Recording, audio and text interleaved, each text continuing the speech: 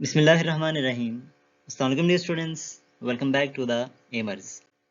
MD CAT physics के crash course में आज हमारा डे 2 है, जिसमें हम डिस्कस करने वाले हैं इन तमाम टॉपिक्स को, और इसी के साथ साथ हम सॉल्व करेंगे ढेर सारे प्रैक्टिस एमसीक्यूज और पास्ट पेपर क्वेश्चंस को भी, ताकि आपके जितने भी कॉन्सेप्ट्स हैं आप उनको ईजिली अंडरस्टैंड कर सको। तो चलिए स्टार्ट करते हैं अपना आज का पहला टॉपिक, जिसमें हम डिस्कस करेंगे मल्टीप्लिकेशन ऑफ द वेक्टर्स के बारे में।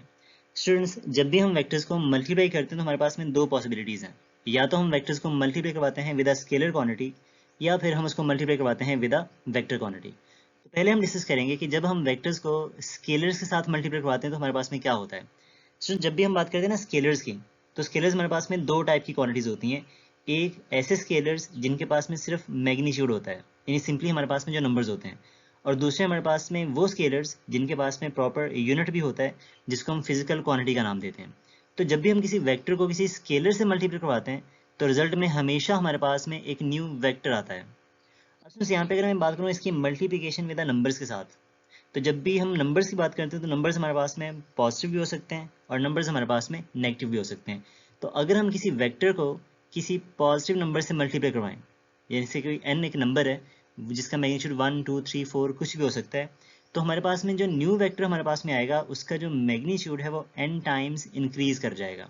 यानी कि अगर n की वैल्यू 2 है तो वो 2 टाइम इंक्रीज करेगा, 3 है तो 3 टाइम इंक्रीज करेगा, और अगर वो 10 है तो 10 टाइम इंक्रीज करेगा। लेकिन क्योंकि नंबर हमारा पॉजिटिव है, तो जब भी हम किसी वेक्टर को पॉजिटिव नंबर से मल्टीप्लाई करवाएंगे तो उसकी डायरेक्शन जो है वो सेम रहेगी, यानी इस पर कोई फर्क नहीं पड़ेगा। फॉर एग्जाम्पल, हमारे पास में एक वेक्टर है जिसका मैग्नीट्यूड 3 न्यूटन है और इसकी डायरेक्शन है फ्रॉम लेफ्ट टू राइट।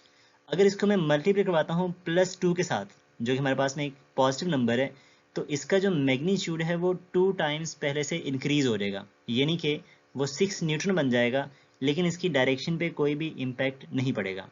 लेकिन अगर यही नंबर हमारे पास में नेगेटिव होता, तो स्टूडेंट्स, जब भी हम किसी वेक्टर को किसी नेगेटिव नंबर से मल्टीप्लाई करवाएंगे तो वेक्टर का मैग्नीट्यूड तो इंक्रीज करेगा n टाइम्स, लेकिन नेगेटिव होने की वजह से उसकी डायरेक्शन जो है वो रिवर्स हो जाती है, यानी कि वो नेगेटिव बन जाएगा।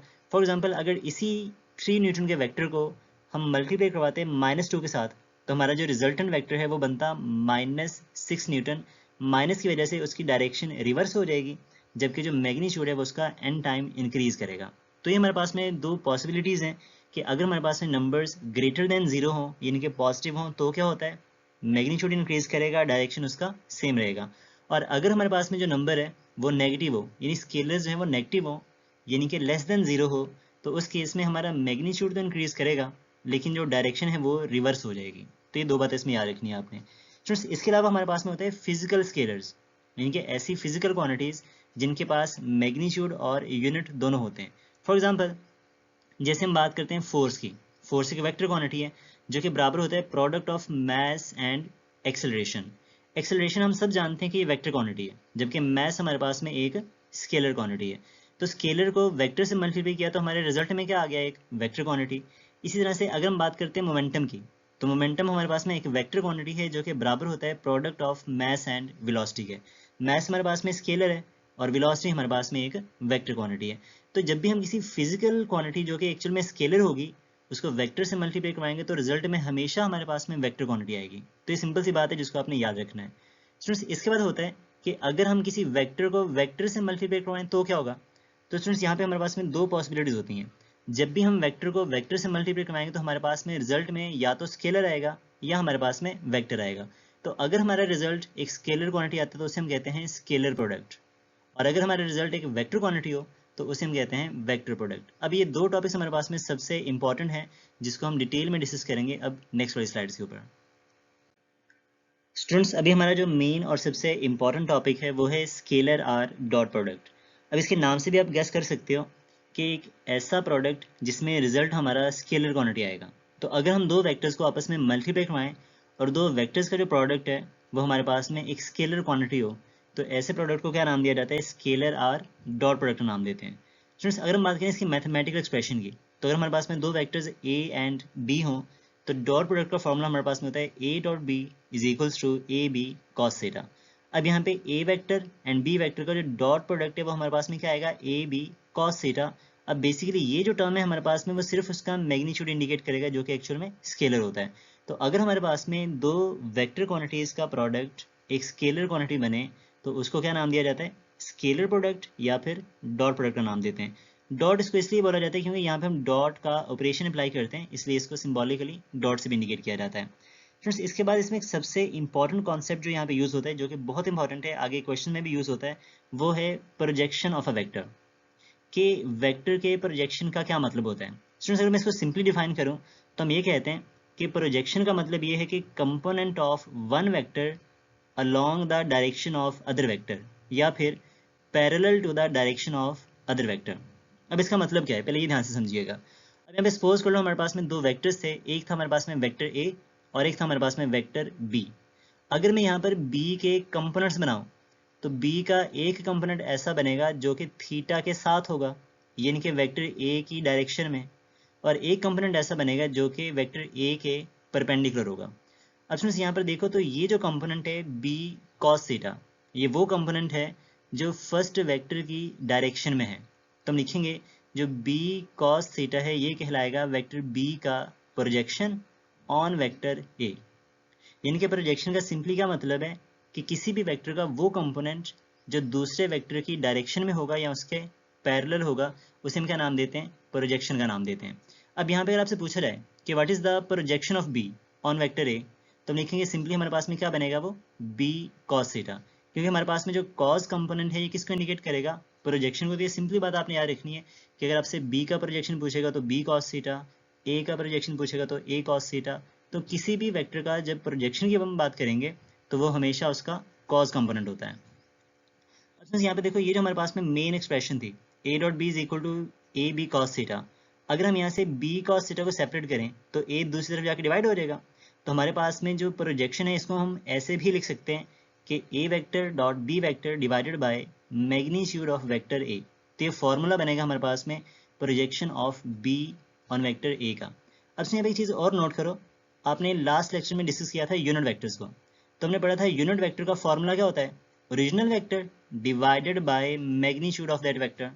अब यहाँ पे a हमारे पास में ओरिजिनल वेक्टर है और डिनोमिनेटर में उसका मैग्नीट्यूड है, तो हम कह सकते हैं कि ये टर्म किसको इंडिकेट करती है, unit vector of a vector को। तो इसको ऐसे भी लिख सकते हैं कि ये बनेगा हमारे पास में unit vector of a dot vector b। तो ये हमारे पास में डिफरेंट फॉर्म्स हैं किसी भी वेक्टर के प्रोजेक्शन को इंडिकेट करने के लिए। तीन तरह से हम उसको बता सकते हैं, b cos थीटा, या फिर a dot B vector divided by magnitude of vector a, या फिर unit vector of a and dot vector b। तो इस तरह से हम इसको प्रोजेक्शन को इंडिकेट कर सकते हैं। तो प्रोजेक्शन हमारे पास में होता क्या है, तो किसी भी वेक्टर का वो कंपोनेंट जो दूसरे वेक्टर की डायरेक्शन में होगा या उसके पैरेलल होगा, उसको क्या नाम दिया जाता है, प्रोजेक्शन का नाम देते हैं। सिमिलरली स्टूडेंट्स अगर हम बात करें प्रोजेक्शन ऑफ ए की, तो हम क्या करेंगे, यहाँ पर ए के कंपोनेंट्स ड्रॉ करेंगे। ए का एक कंपोनेंट ऐसा है जो बी के बिल्कुल परपेंडिकुलर है, यानी कि यहाँ पर कितना एंगल बनेगा, 90 का। और एक कंपोनेंट ऐसा है जो कि बी की डायरेक्शन में है, उसके पैरेलल है। तो प्रोजेक्शन की डेफिनेशन के अकॉर्डिंग हमारे पास में जो कंपोनेंट है ए कॉस थीटा, क्योंकि ये वेक्टर बी की डायरेक्शन में है, तो ये हमारे पास में कहलाएगा प्रोजेक्शन ऑफ वेक्टर ए। तो अगर इसको हम मैथमेटिकली डील करें तो स्टूडेंट्स इसी एक्सप्रेशन से अगर आप देखोगे कि हमने फाइंड करना है ए कॉस थीटा, तो यहाँ पर जो टर्म है ना बी हमारे पास में ये दूसरे जाकर डिवाइड हो जाएगी। तो हमारे पास में जो प्रोजेक्शन है इसका फॉर्मूला बनेगा A cos theta which is equals to A dot B divided by magnitude of vector B. अब यहाँ से अगेन आप देख सकते हो कि ये हमारे पास में बी वेक्टर ओरिजिनल और डिनोमिनेटर में उसका मैग्नीट्यूड है, तो ये बी का यूनिट वेक्टर बन जाएगा, जिसको हम फर्दर लिख सकते हैं vector A dot unit vector of vector B. तो इस तरह से हम प्रोजेक्शन ऑफ ए को भी फाइंड कर सकते हैं। यानी कि सिंपली प्रोजेक्शन हमारे पास में क्या होता है कि किसी भी वेक्टर का कॉज कंपोनेंट उसका प्रोजेक्शन कहलाता है। उसको फाइंड कैसे करना है, तो हम डॉट प्रोडक्ट का बेसिक फॉर्मूला यूज़ करेंगे और उसको वहाँ से फाइंड आउट कर लेंगे। अब सिंस यहाँ पे एक आपने इंपॉर्टेंट बात याद रखनी है कि जो हमारे पास में डॉट प्रोडक्ट है, जैसे आपने देखा ए डॉट बी, वो किसके बराबर है, ए बी कॉस थीटा। तो हम कह सकते हैं कि यहाँ पर जो फर्स्ट वेक्टर ए है हमारे पास में, ठीक है, वो तो जो फर्स्ट कंपोनेंट यहाँ पर ए है वो ए का मैग्नीट्यूड है, और साथ में क्या रहे बी कॉस थीटा। तो बी कॉस थीटा हमारे पास में क्या है, projection of be on vector A. तो ये बात आपने याद रखनी है कि दो वेक्टर्स का जो डॉट प्रोडक्ट है वो बराबर होता है फर्स्ट वेक्टर का मैग्नीट्यूड एंड सेकंड वेक्टर का प्रोजेक्शन ऑन फर्स्ट वेक्टर। जैसा कि ए डॉट बी है तो बराबर होगा magnitude of A into projection of vector be on vector A. तो ये सिंपल सी हमारे पास में इसकी फिजिकल सिग्निफिकेंस है कि डॉट प्रोडक्ट किसके बराबर होता है। तो दो वेक्टर्स का जो डॉट प्रोडक्ट है वो फर्स्ट वेक्टर का मैग्नीट्यूड एंड सेकंड वेक्टर के प्रोजेक्शन के बराबर होता है। स्टूडेंट्स, इसके बाद हमारे पास में आती हैं एग्जांपल्स ऑफ डॉट प्रोडक्ट। तो हमारे पास में बहुत सारे ऐसे एग्जांपल हैं जिसमें हम डॉट प्रोडक्ट को अप्लाई करते हैं। फॉर एग्जांपल जैसे हम बात करते हैं वर्क डन की, तो it is the dot product of force and displacement. हम बात करेंगे पावर की, ये डॉट प्रोडक्ट होता है फोर्स एंड वेलोसिटी का। इसी तरह से हम बात करते हैं इलेक्ट्रिक फ्लक्स की, जिसको हम इलेक्ट्रोस्टैटिक्स में डिस्कस करेंगे। ये बराबर होता है dot product of electric field and area vector. Similarly हमारे पास में बात करते हैं मैग्नेटिक फ्लक्स की, तो ये डॉट प्रोडक्ट होता है magnetic field and area vector का। तो इस तरह से हमारे पास में अगर दो वेक्टर्स का डॉट प्रोडक्ट लें और रिजल्ट में स्केलर आए तो इसको हम स्केलर या फिर डॉट प्रोडक्ट का नाम देते हैं। तो स्टूडेंट्स, आई होप कि यहाँ तक सारी बातें आपको क्लियर हो चुकी होंगी। अगर कोई भी डाउट आपको आए, कहीं पे भी कोई बात समझ में ना आए, तो उसको आप कमेंट्स में हाईलाइट जरूर किया करें, ताकि हमें पता चल सके कि कहाँ पे लैग आ रहा है और हम आपकी जो कमी है उसको दूर करने की कोशिश कर सकें। तो चलिए नेक्स्ट मूव करते हैं। स्टूडेंट्स, ये नेक्स्ट हमारे पास में आता है characteristics of the dot product. अब ये टॉपिक हमारे पास में द मोस्ट इंपॉर्टेंट है, जहाँ से बहुत सारे एमसीक्यूज बनते हैं पेपर के अंदर, तो इनको आपने वन बाय वन ध्यान से अंडरस्टैंड करना है। सबसे पहले हमारे पास में प्रॉपर्टी है कम्यूटेटिव लॉ। तो अगर हम बात करें डॉट प्रोडक्ट की, तो दो वेक्टर्स का जो डॉट प्रोडक्ट है वो कम्यूटेटिव लॉ को ओबे करता है। यानी कि अगर हम ए डॉट बी फाइंड करें तो उसका रिजल्ट किसके बराबर होगा, बी डॉट ए के। यानी कि इनके ऑर्डर को चेंज करने से इनके रिजल्ट पे कोई फर्क नहीं पड़ेगा। तो पहली प्रॉपर्टी इसकी ये है कि कम्यूटेटिव लॉ को होल्ड करता है। सेकंड हमारे पास में प्रॉपर्टी आती है डिस्ट्रीब्यूटिव लॉ की। अगर हम बात करें डिस्ट्रीब्यूटिव लॉ की, तो हमारे पास में जो डॉट प्रोडक्ट है ये डिस्ट्रीब्यूटिव लॉ ऑफ मल्टीप्लिकेशन को ओबे करता है। फॉर एग्जांपल अगर हमारे पास में तीन वेक्टर्स हों ए बी एंड सी, तो हमारे पास में अगर ए वेक्टर का डॉट प्रोडक्ट लें बी प्लस सी के साथ, तो जो इसका रिजल्ट आएगा वो सेम रिजल्ट होगा A dot B plus A dot C का। यानी कि जो हमारे पास में डॉट प्रोडक्ट है वो दोनों के ऊपर अलग अलग से अप्लाई हो जाएगा और बीच में उनके प्लस रहेगा। तो ये कम्यूटेटिव, ये डिस्ट्रीब्यूटिव लॉ को भी ओबे करता है। थर्ड हमारे पास में आता है एसोसिएटिव लॉ। स्टूडेंट्स, हमारे पास में जो डॉट प्रोडक्ट है ये एसोसिएटिव लॉ को ओबे नहीं करता। मतलब ये है कि अगर हमारे पास में तीन वेक्टर्स हों ए बी एंड सी, तो अगर मैं यहाँ पे ए का डॉट प्रोडक्ट लेता हूँ बी डॉट सी के साथ, तो ये does not equal to A dot B का dot product with vector C के साथ में। अब यहाँ पे इसका मतलब क्या है, अगर हम बी डॉट सी फाइंड करते हैं तो रिजल्ट हमारे पास में क्या आएगा, एक स्केलर। तो एक स्केलर को हम एक वेक्टर से मल्टीप्लाई नहीं कर पाएंगे, ठीक है। यानी कि in terms of dot product अगर हम बात कर रहे हैं तो वो हमारे पास में डॉट प्रोडक्ट लॉ को होल्ड नहीं करेगा, क्योंकि डॉट प्रोडक्ट में कंडीशन क्या है कि दोनों हमारे पास में वेक्टर्स ज़रूरी होंगे। इसी तरह से अगर हम यहाँ से ए डॉट बी को फाइंड करते हैं, सॉल्व करते हैं, तो इसका रिजल्ट तो हमारे पास में स्केलर आएगा, और स्केलर को इस वेक्टर से जब हम करवाएंगे मल्टीप्लाई तो वो डॉट प्रोडक्ट को होल्ड नहीं करेगा। तो इसलिए हम ये कहते हैं कि जो डॉट प्रोडक्ट है वो एसोसिएटिव लॉ को ओबे नहीं करता। तो इसकी कुछ बेसिक सी प्रॉपर्टीज़ हैं, ये कम्यूटेटिव लॉ को होल्ड करता है, डिस्ट्रीब्यूटिव लॉ को होल्ड करता है, लेकिन एसोसिएटिव लॉ को होल्ड नहीं करता, उसको ओबे नहीं करता। नेक्स्ट हमारे पास में आती है in terms of perpendicular vectors. अगर हमारे पास में दो वेक्टर्स एक दूसरे के परपेंडिकुलर हो, यानी कि उनके दरमियान एंगल बने 90 डिग्री, तो इनका डॉट प्रोडक्ट क्या होगा। तो हम जानते हैं कि डॉट प्रोडक्ट का फॉर्मूला है A B cos theta. Theta यहाँ पे हमारे पास में कितना बनेगा, 90 डिग्री। और ये बात आपने याद रखनी है कि कॉज ऑफ 90 डिग्री जो होता है वो हमेशा जीरो के बराबर होता है। तो अगर कॉज 90 जीरो है तो ये पूरी टर्म क्या हो जाएगी, जीरो। तो दो परपेंडिकुलर वेक्टर्स का जो डॉट प्रोडक्ट है वो किसके बराबर होता है, जीरो के, ठीक है। यानी कि ये मिनिमम वैल्यू को इंडिकेट करता है। स्टूडेंट्स, इसी तरह से अगर हम बात करें यूनिट वेक्टर्स के केस में, जैसे कि आई हैट, जे हैट और के हैट थे, तो आई जे के परपेंडिकुलर होता है, जे के परपेंडिकुलर होता है, और के जो है वो आई के परपेंडिकुलर होगा। तो इनका डॉट प्रोडक्ट क्या होगा, हमेशा जीरो। यानी कि यूनिट वेक्टर्स के केस में जब डिफरेंट हमारे पास में यूनिट वेक्टर्स का डॉट प्रोडक्ट लेंगे तो उसका आंसर क्या आएगा, हमेशा जीरो आएगा। ये बात आपने जहन में रखनी है। नेक्स्ट हमारे पास में प्रॉपर्टी आती है पैरेलल वेक्टर्स की। स्टूडेंट्स, ये बातें हम लास्ट लेक्चर में डिस्कस कर चुके हैं कि अगर दो वेक्टर्स की डायरेक्शन सेम हो तो उनको क्या नाम दिया जाता है, पैरेलल वेक्टर्स का नाम देते हैं। और पैरेलल वेक्टर्स के केस में जो हमारा एंगल होता है वो हमेशा 0 डिग्री होता है। तो अगर मैं यहाँ पे डॉट प्रोडक्ट फाइंड करूँ तो हम लिखेंगे A dot B is equals to A B cos of theta. Theta यहाँ पर 0 डिग्री है, और कॉज ऑफ 0 डिग्री जो है स्टूडेंट्स ये होता है 1 के बराबर, यानी कि +1। तो अगर मैं यहाँ पे +1 लिखूंगा और इसको +1 से करवाऊंगा मल्टीप्लाई, तो हमारे पास में आंसर क्या आएगा, a इंटू बी। यानी कि दो पैरेलल वेक्टर्स का जो डॉट प्रोडक्ट है वो उन वेक्टर्स के मैग्नीट्यूड के प्रोडक्ट के बराबर होता है, और ये इंडिकेट करता है maximum positive value of the dot product को। ये बात आपने याद रखनी है। नेक्स्ट हमारे पास में आता है in terms of anti parallel vectors, इनके अगर हमारे पास में दो वेक्टर्स की डायरेक्शन एक दूसरे के अपोजिट हो तो इन्हें क्या नाम दिया जाता है, एंटी पैरेलल वेक्टर्स का नाम देते हैं। एंड स्टूडेंट्स यहाँ पे हमारे पास में इनके दरमियान जो एंगल होता है वो हमेशा 180 डिग्रीज होता है। अगर हम बात करें डॉट प्रोडक्ट की तो वो बनेगा a dot B is equals to A B cos 180। हम ये बात जानते हैं कि कॉस 180 जो है स्टूडेंट्स ये -1 होता है। कॉस 90 0, कॉस 0 डिग्री +1 और कॉस 180 जो है वो -1 के बराबर होता है। तो हमारा जो डॉट प्रोडक्ट है वो किसके बराबर आएगा, -ab के। यानी कि स्टूडेंट्स ये बात हमने लास्ट टाइम डिस्कस की है कि ab तो इंडिकेट करता है मैक्सिमम वैल्यू को, ये भी मैक्सिमम होगा लेकिन नेगेटिव होगा क्योंकि उनकी डायरेक्शन क्या है यहाँ पे अपोजिट है। तो ये बात आपने याद रखनी है कि 90 के ऊपर हमारे पास में डॉट प्रोडक्ट 0 यानी कि मिनिमम होता है, 0 डिग्री पर पॉजिटिव मैक्सिमम और 180 डिग्री पर नेगेटिव एंड मैक्सिमम होता है। स्टूडेंट्स इसके बाद हमारे पास में एक प्रॉपर्टी होती है सेल्फ प्रोडक्ट की, यानी कि सेल्फ डॉट प्रोडक्ट क्या होगा। इसमें अगर हमारे पास में वेक्टर ए है और हम वेक्टर ए का ए के साथ ही डॉट प्रोडक्ट लें तो इसका रिजल्ट क्या आएगा। अब ये बात आपने याद रखनी है, जब भी हम डॉट प्रोडक्ट की बात करें तो वहाँ पर जो एंगल है वो हमेशा 0 डिग्री होता है।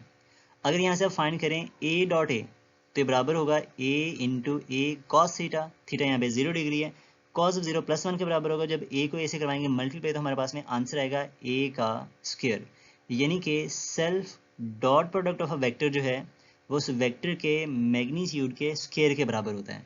ये स्टेटमेंट्स आपने याद रखनी है कि सेल्फ डॉट प्रोडक्ट जो है किसी वेक्टर का वो उस वेक्टर के मैग्नीट्यूड के स्क्वायर के बराबर होता है। ये सिंपल सी हमारे पास में इसकी वर्डिंग है, इसको आपने ध्यान से अंडरस्टैंड करना है मैथमेटिकल एक्सप्रेशन के थ्रू।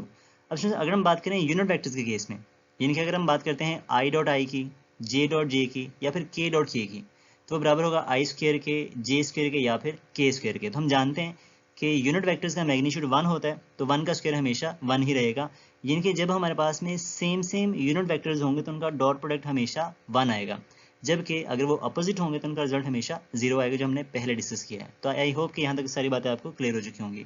नेक्स्ट एंड सबसे फाइनल और इम्पॉर्टेंट इसकी प्रॉपर्टी ये है कि हमारे पास में अगर हम बात करें in terms of unit vectors, तो यूनिट वेक्टर्स के केस में डॉट प्रोडक्ट का फॉर्मूला क्या होता है। तो स्टूडेंट सपोज कर लें हमारे पास में दो वेक्टर्स हैं, vector A and vector B, जिनको हमने स्पेस में कंसिडर किया है। अब यहाँ पे जब भी आप इनके डॉट प्रोडक्ट की बात करो तो यहाँ पे एक सिंपल सा रूल आपने याद रखना है कि जब भी डॉट प्रोडक्ट की बात होती है तो वहाँ पर हम सेम टर्म्स को आपस में मल्टीप्लाई करवाएंगे, यानी कि आई वाली टर्म को आई वाले के साथ, जे वाली टर्म्स को जे वाले के साथ एंड के वाली टर्म्स को के वाले के साथ। ये सिंपल सा रूल है in case of dot product. जब भी हमारे पास में दो वेक्टर्स के डॉट प्रोडक्ट को हम कंसिडर करेंगे इन टर्म्स ऑफ कंपोनेंट्स, तो वहाँ पर आई वाले को आई वाले के साथ, जे वाले को जे वाले के साथ और के वाले को के वाले के साथ मल्टीप्लाई करवाना है। अब यहाँ पे अगर मैं इसका देखूँ रिजल्ट क्या आएगा, क्योंकि हम ये बात वैसे जानते हैं कि आई डॉट आई 1 के बराबर होगा, जे डॉट जे 1 होगा, के डॉट के हमारे पास में 1 आएगा, लेकिन आई के, जे आई के जे ये सारे 0 हो जाते हैं। तो इससे सिंपल सा रूल इसमें है क्या है कि सेम को मल्टीप्लाई करो, कहानी खत्म करो।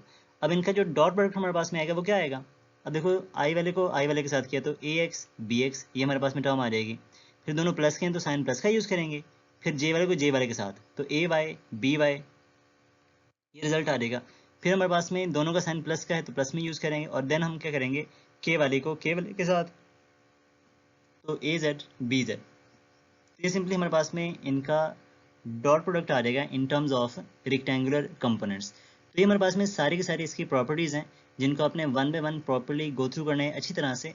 और अगर कहीं पर कोई भी कन्फ्यूजन हो तो आप इसको डिस्कस कर सकते हैं कमेंट्स के अंदर, या फिर आप हमारे व्हाट्सएप ग्रुप के अंदर हो तो वहाँ से भी आप डायरेक्टली हमसे डील कर सकते हैं। नेक्स्ट हमारे पास में छोटी सी इन्फॉर्मेशन है स्टूडेंट्स यहाँ पे, जो डॉट प्रोडक्ट है इसको यूज़ करते हुए हम एंगल को भी डिटरमाइन कर सकते हैं। यानी कि हमने पढ़ा है कि ए डॉट बी किसके बराबर होता है, ए बी कॉस थीटा के। अब यहाँ पे स्टूडेंट्स अगर हम बात करें कॉस थीटा, इन्हें में थीटा फाइंड करना हो तो कॉस थीटा किसके बराबर आएगा, ए बी उधर आके डिवाइड हो जाएगा, तो A dot B over magnitude of vector A and vector B का जो प्रोडक्ट है ये किसको इंडिकेट करवाएगा, कॉस थीटा को। तो इसको यूज़ करके हम क्या कर सकते हैं, दो वेक्टर्स के दरमियान जो एंगल है उसको भी डिटरमाइन कर सकते हैं। अब यहाँ पे स्टूडेंट्स ए डॉट बी कैसे निकालेंगे वो हमने यहाँ पर सीख लिया, ए का मैग्नीट्यूड एंड बी का मैग्नीट्यूड कैसे फाइंड करना है वो हमने लास्ट लेक्चर में डिस्कस किया था। अगर आपने लेक्चर अभी तक नहीं देखा तो उसको एक बार लाजमी रिव्यू कीजिएगा ताकि आपके जो भी कॉन्सेप्ट्स बाकी हैं वो यहाँ पे कवर हो सकें। तो नेक्स्ट हम मूव करेंगे इस टॉपिक के रिलेटेड कुछ क्वेश्चंस की तरफ जो कि हर कॉन्सेप्ट को क्लेरिफाई करेंगे जो यहाँ पे यूज होता है। तो सबसे पहला एमसीक्यू हमारे पास में है, if the dot product of two non zero vectors is zero then these are, यानी कि अगर हमारे पास में दो नॉन जीरो वेक्टर्स का जो डॉट प्रोडक्ट हमारे पास में है वो जीरो है तो वो क्या होंगे हमारे पास। तो उन्होंने बात डिस्कस की है कि जब दो वेक्टर्स हमारे पास में परपेंडिकुलर होते हैं तो एंगल बनता है 90 डिग्री, और कॉज ऑफ 90 क्या होता है, जीरो। तो हमारे पास में जो डॉट प्रोडक्ट है वो क्या आएगा, जीरो आएगा, यानी कि दो परपेंडिकुलर वेक्टर्स का डॉट प्रोडक्ट किसके बराबर होता है, जीरो के। ये बात आपने सिंपल सी याद रखनी है यहाँ पे। नेक्स्ट एमसीक्यूज है, the dot product of two non zero vectors is equal to the product of their magnitude then the angle between them is equal to, यानी कि हमारे पास में दो वेक्टर्स हैं ए एंड बी, उनका जो डॉट प्रोडक्ट है वो उनके मैग्नीट्यूड के प्रोडक्ट के बराबर है, यानी कि ए बी के इक्वल। इसमें ये बात हमने डिस्कस की थी कि अगर दो वेक्टर्स आपस में पैरेलल हो, एंगल बनेगा 0 डिग्री, कॉस 0 1 के बराबर होता है, और दो वेक्टर्स का जो डॉट प्रोडक्ट है वो उनके मैग्नीट्यूड के प्रोडक्ट के बराबर होगा। तो हमारे पास में दोनों पैरेलल वेक्टर्स होते हैं, तो एंगल कितना बनेगा यहाँ पर, 0 डिग्री, यानी कि अल्फा ऑप्शन हमारा करेक्ट बनेगा। नेक्स्ट एमसीक्यू नंबर 3 हमारे पास में है कि the projection of a vector A on a vector B is equal to. Students, projection of A on vector B किसके बराबर होगा। प्रोजेक्शन का कॉन्सेप्ट हम ऑलरेडी सीख चुके हैं, तो हम जानते हैं कि दो वेक्टर्स का जो डॉट प्रोडक्ट है वो किसके बराबर है, A dot B is equal to A B cos theta.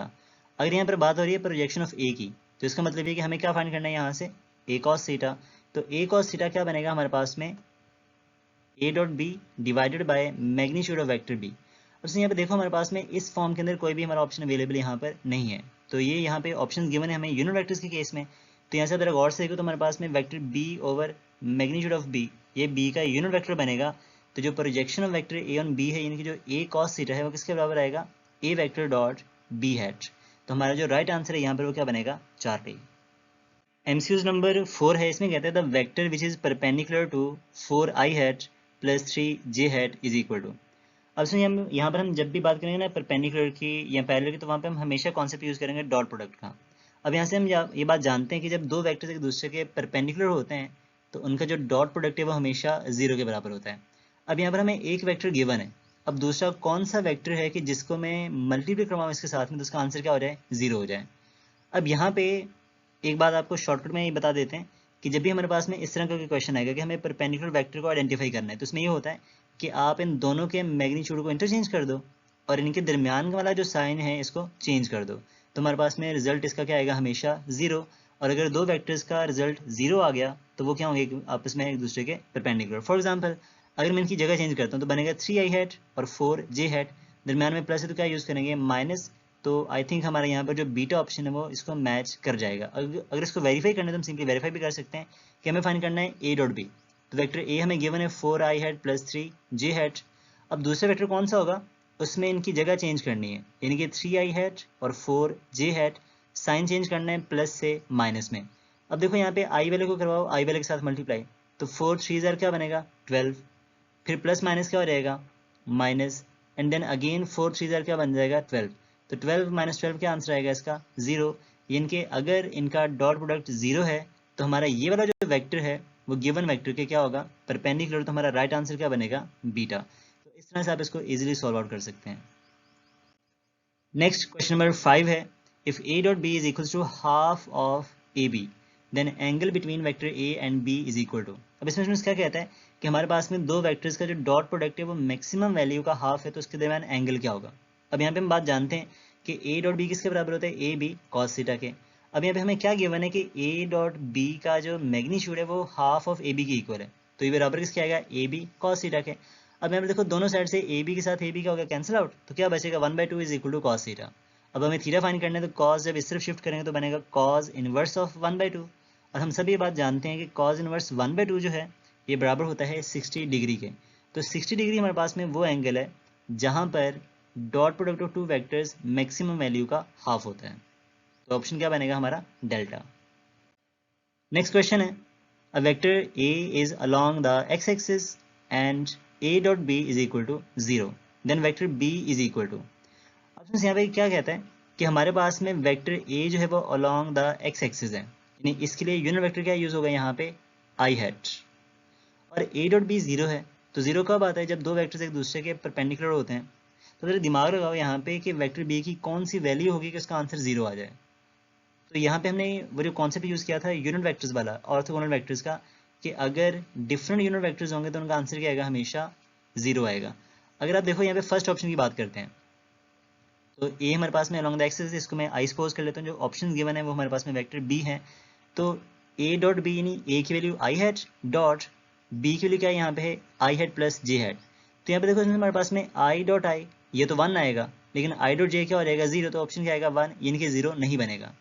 अगर हम बात करें ऑप्शन बी की, यहाँ पर जे माइनस के, तो आई डॉट जे क्या होता है 0, और आई माइनस आई डॉट के भी क्या होगा 0, तो 0 माइनस 0 आंसर क्या आएगा इसका 0, यानी कि ये आंसर हमारा पॉसिबल हो सकता है। ऑप्शन सी की अगर हम बात करें, तो सी में क्या है, आई हमारा वेक्टर ए है और वेक्टर बी क्या है, आई हैट माइनस जे हैट प्लस के हैट। तो आई डॉट आई 1 के इक्वल आएगा, आई डॉट जे 0 होगा, आई डॉट के ये भी 0, तो आंसर क्या आएगा इसका 1 आ जाएगा, ये भी नॉन जीरो हो गया। अगर हम बात करें लास्ट ऑप्शन डी की, तो उसमें भी देखो तो आई डॉट टू आई, तो आई डॉट आई 1, तो इसका आंसर हमारे पास में बेसिकली 2 आना चाहिए यहाँ पे, ये इसमें थोड़ी मिस्टेक, इसको आप ठीक कर लो, तो ये हमारे पास में 2 आएगा इस जगह पे, ठीक है। अब फ्रेंड्स यहाँ पे आप देखें तो सिर्फ हमारे पास में ये वाला जो ऑप्शन है इसका आंसर क्या आ रहा है 0 आ रहा है, यानी कि हमारा वेक्टर बी किसके बराबर होगा, जे हैट माइनस के हैट। अब इसका शॉर्टकट क्या होता है कि हमारे पास में जो हमारा पहला वेक्टर है ना, उसके जैसा यूनिट वेक्टर दूसरे में नहीं होना चाहिए। अगर यहाँ पे आई हैट है तो दूसरे में आई नहीं होना चाहिए, तो उसका डॉट प्रोडक्ट क्या आ जाएगा 0 आ जाएगा। तो उसको आप बिना सॉल्व किए डायरेक्टली भी सॉल्व कर सकते हो इस लॉजिक को यूज़ करके, कि अगर ए जो एक्स में है यानी इसके पास आई हैट है, तो बी के पास में आई हैट नहीं होना चाहिए, तो इनका जो डॉट प्रोडक्ट है वो 0 आ जाएगा। तो इस तरह से बस को सॉल्व कर सकते हैं। क्वेश्चन नंबर 7 है, vector of 5 centimeter makes an angle 30 degree and an other vector 6 centimeter makes an angle 90 degree with the x-axis, their scalar product will be equal to। अब यहाँ पे क्या कहते हैं, हमारे पास में दो वेक्टर्स हैं, एक वेक्टर a है जो कि x के साथ में 30 का एंगल बनाते हैं, दूसरा वेक्टर हमारे पास में b है जो कि x के साथ में 90 का एंगल बना रहे हैं। तो हमें ये बताना है कि इनका डॉट प्रोडक्ट क्या होगा। अब सिंस यहाँ पर हमारे पास में a और b का मैग्नीट्यूड इसमें बता रखा है, a का मैग्नीट्यूड 5 सेंटीमीटर है, b का मैग्नीट्यूड हमारे पास में 6 सेंटीमीटर है, लेकिन यहाँ पर जो एंगल है वो कंफर्म नहीं है। तो ये बात आपने याद रखनी है, जब भी हम डॉट प्रोडक्ट की बात करते हैं ना, तो जो एंगल है वो हमेशा between vector a and vector b consider किया जाता है। अब टोटल एंगल कितना था हमारे पास में 90, तो 90 में से 30 माइनस कर दो तो हमारा a और b के दरमियान का जो एंगल है वो कितना बनेगा 60 डिग्री। तो यहाँ पे हम जो थीटा यूज़ करेंगे वो कितना यूज़ करेंगे 60 डिग्री। तो a डॉट b किसके बराबर होता है, A B cos theta. a की वैल्यू हमारे पास में 5 सेंटीमीटर है, b का हमारे पास में 6 सेंटीमीटर है, एंड कॉस ऑफ 60 जो कि बराबर होता है 1/2 के। 6 5 30 बनेगा, 30 को 2 पे डिवाइड करें तो हमारे पास में आंसर रहेगा 15 सेंटीमीटर स्क्वायर, क्योंकि दोनों यूनिट्स हमारे पास में सेंटीमीटर्स में थे। तो हमारे पास जो राइट आंसर यहाँ पर बनेगा वो बनेगा बीटा। क्वेश्चन नंबर 8 हमारे पास में है, जो कि लास्ट ईयर एमडीकैट में पूछा गया था। तो इसमें कहते हैं हमारे पास में दो वेक्टर्स हैं, vector A and vector B. हमसे ये कहता है कि आप ये बताओ कि इनके दरमियान का एंगल क्या होगा। जब भी हम एंगल फाइंड करना चाहते हैं हम यूज़ करते हैं डॉट प्रोडक्ट को। तो हम जानते हैं कि ए डॉट बी किसके बराबर होता है, ए बी कॉस थीटा के। अगर हम यहाँ से कॉस थीटा को सेपरेट करें तो फॉर्मूला बनेगा A dot B over magnitude of A and B. अब यहाँ पे हम सबसे पहले क्या फाइंड करेंगे, ए डॉट बी। तो हम जानते हैं जब भी हम डॉट प्रोडक्ट की बात करते हैं हम क्या करते हैं, आई वाले को आई वाले के साथ और जे वाले को जे वाले से मल्टीप्लाई करवाते हैं। तो इनका जो डॉट प्रोडक्ट है वो क्या आएगा हमारे पास में, आई वाले को आई वाले से किया मल्टीप्लाई, तो 6 2 12, ये बनेगा माइनस का 12, एंड जे वाले को जे वाले से करेंगे तो 4 3 क्या बनेगा, ये भी 12 बनेगा, लेकिन ये दोनों प्लस के तो आंसर प्लस में आएगा। तो इसका जो डॉट प्रोडक्ट है हमारे पास में वो आएगा -12 + 12, जो कि बराबर होगा 0 के। अब यहाँ पे आप इसको डायरेक्टली भी सॉल्व कर सकते हैं, लेकिन हम सबसे पहले इसमें मैग्नीट्यूड फाइंड करेंगे ए और बी का, वो देख लेते हैं स्टेप बाय स्टेप कैसे करने, ताकि आपको कंफ्यूजन ना हो नेक्स्ट किसी क्वेश्चन के अंदर। अब यहाँ पे ए का मैग्नीट्यूड फाइंड करें तो आप ए के कंपोनेंट्स कौन से, यहाँ पे 2 और 3। तो हम क्या लिखेंगे, 2 का स्क्वायर प्लस 3 का स्क्वायर होल का अंडर रूट, जो हम लास्ट लेक्चर में सीख चुके हैं। अब 2 का स्क्वायर 4 है, 3 का स्क्वायर 9 है, तो हमारा आंसर आएगा √13। सिमिलरली हम फाइंड करेंगे वेक्टर बी का मैग्नीट्यूड, जो कि होगा 6 का स्क्वायर प्लस 4 का स्क्वायर 36 + 16, इसका आंसर आएगा √52। अब हमें क्योंकि थीटा फाइंड करना तो ये फॉर्मूला हमारे पास में है, इसमें वैल्यूज पुट कर दो तो cos theta is equal to A dot B का आंसर क्या आ रहा है 0, ए और बी का मैग्नीट्यूड कितना है √13 एंड √52। अब यहाँ पे 0 ओवर समथिंग, इसका आंसर क्या आएगा 0, तो cos theta will be equal to 0 होगा। हमें क्योंकि थीटा फाइंड करना है तो ये बनेगा cos इनवर्स ऑफ 0। अब हम जानते हैं कि cos की वैल्यू 0 तब होती है जब एंगल हमारे पास में 90 डिग्री होता है, तो थीटा का आंसर क्या बनेगा 90 डिग्री।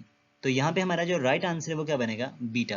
यानी कि इस तरह से स्टेप बाय स्टेप प्रोसेस को यूज़ करते हुए हम क्या कर सकते हैं, दो वेक्टर्स के दरमियान एंगल बता सकते हैं कि उनका आंसर क्या बनेगा। या किस तरह से उनके दरमियान एंगल हम फाइंड कर सकते हैं अगर उनके रेक्टेंगुलर कंपोनेंट्स हमें गिवन हो। तो ये सिंपल सा प्रोसेस है, इसको आप यूज़ करोगे और इस क्वेश्चन को सॉल्व कर लोगे। तो अगर ये क्वेश्चन आपको अंडरस्टैंड हो गया है तो नेक्स्ट हमारे पास में एक सिमिलर क्वेश्चन है, द प्रोजेक्शन ऑफ वेक्टर ए जो कि 2i hat plus 8j hat plus k hat in the direction of vector b जो कि 3i hat minus 4j hat minus 12k hat is. तो हमें ये बताना है कि यहाँ पे इस वेक्टर का प्रोजेक्शन क्या होगा along the direction of vector b। यानी कि हमें सिंपली यहाँ पे क्या करना है, a cos थीटा फाइंड करना है। इसमें देखो यहाँ पे a डॉट b का फॉर्मूला क्या था, a b cos थीटा। हमें फाइंड करना है a cos थीटा, तो ये बनेगा a dot b over magnitude of vector b। अब सिमिलरली यहाँ पर हम सबसे पहले क्या करेंगे, a डॉट b को फाइंड करेंगे और देन हम क्या करेंगे, वेक्टर b का मैग्नीट्यूड फाइंड करके इसमें वैल्यू पुट करेंगे तो इसका आंसर आ जाता है। अगर हम बात करें a डॉट b की तो प्रोसेस सेम वही वाला है कि i वाली टर्म को i वाले के साथ मल्टीप्लाई करवाना है, j वाली टर्म को j वाले के साथ और k वाली टर्म्स को k वाले के साथ में। देखो यहाँ पे 3 2 क्या बनेगा 6, ये आ गया यहाँ पे। फिर हमारे पास में क्या आएगा कि j वाली टर्म्स को j वाले से तो माइनस माइनस प्लस हो जाएगा, 8 4 32 बन जाएगा, ये प्लस का 32 आ गया। देन अगेन 1 इंटू 12, ये आएगा 12 और प्लस माइनस क्या हो जाएगा माइनस, तो माइनस का 12 आ जाएगा। अब यहाँ पे हमारे पास में 32 प्लस 6 ये बनेगा 38 और 38 में से 12 को माइनस किया तो आंसर क्या आएगा हमारे पास में 26 आता है। तो यहाँ पे जो डॉट प्रोडक्ट हमारे पास में दो वेक्टर्स का वो किसके बराबर आएगा 26 के इक्वल। अब हमें दूसरी चीज़ क्या चाहिए, यहाँ पे वेक्टर b का मैग्नीट्यूड चाहिए। तो b का मैग्नीट्यूड कैसे फाइंड करेंगे, सिंपली जैसे हमने पहले किया है कि हम क्या करेंगे, इसके कंपोनेंट्स का स्क्वायर करेंगे, 3 का स्क्वायर प्लस 4 का स्क्वायर प्लस 12 का स्क्वायर और होल का क्या आएगा यहाँ पे अंडर रूट। 3 का स्क्वायर हमारे पास में 9 है, 4 का स्क्वायर 16 है और 12 का स्क्वायर 144 है। सबको एडअप करेंगे तो आंसर आएगा 169 का अंडर रूट। और अंडर रूट 169 हम जानते हैं किसके इक्वल होता है 13 के। तो हमारे पास में वेक्टर b का मैग्नीट्यूड भी आ चुका है और a डॉट b को भी हमने फाइंड कर लिया है। अब हम क्या करेंगे, इस फॉर्मूले के अंदर हम क्या करेंगे, अपनी वैल्यू को रिप्लेस करेंगे और हमारे पास में फाइनल आंसर आ जाएगा। तो a डॉट b की वैल्यू हमारे पास में 26 और b का मैग्नीट्यूड हमारे पास में 13 है। जब इसको सॉल्व करेंगे तो आंसर क्या आएगा इसका 2। तो हमारे पास में जो प्रोजेक्शन ऑफ a है ऑन वेक्टर b ये किसके इक्वल है 2 के इक्वल। तो हमारा जो राइट आंसर है वो क्या बनेगा डेल्टा। स्टूडेंट्स सेम इसी कॉन्सेप्ट को यूज करते हुए आपके लिए नेक्स्ट एक छोटा सा क्विज है।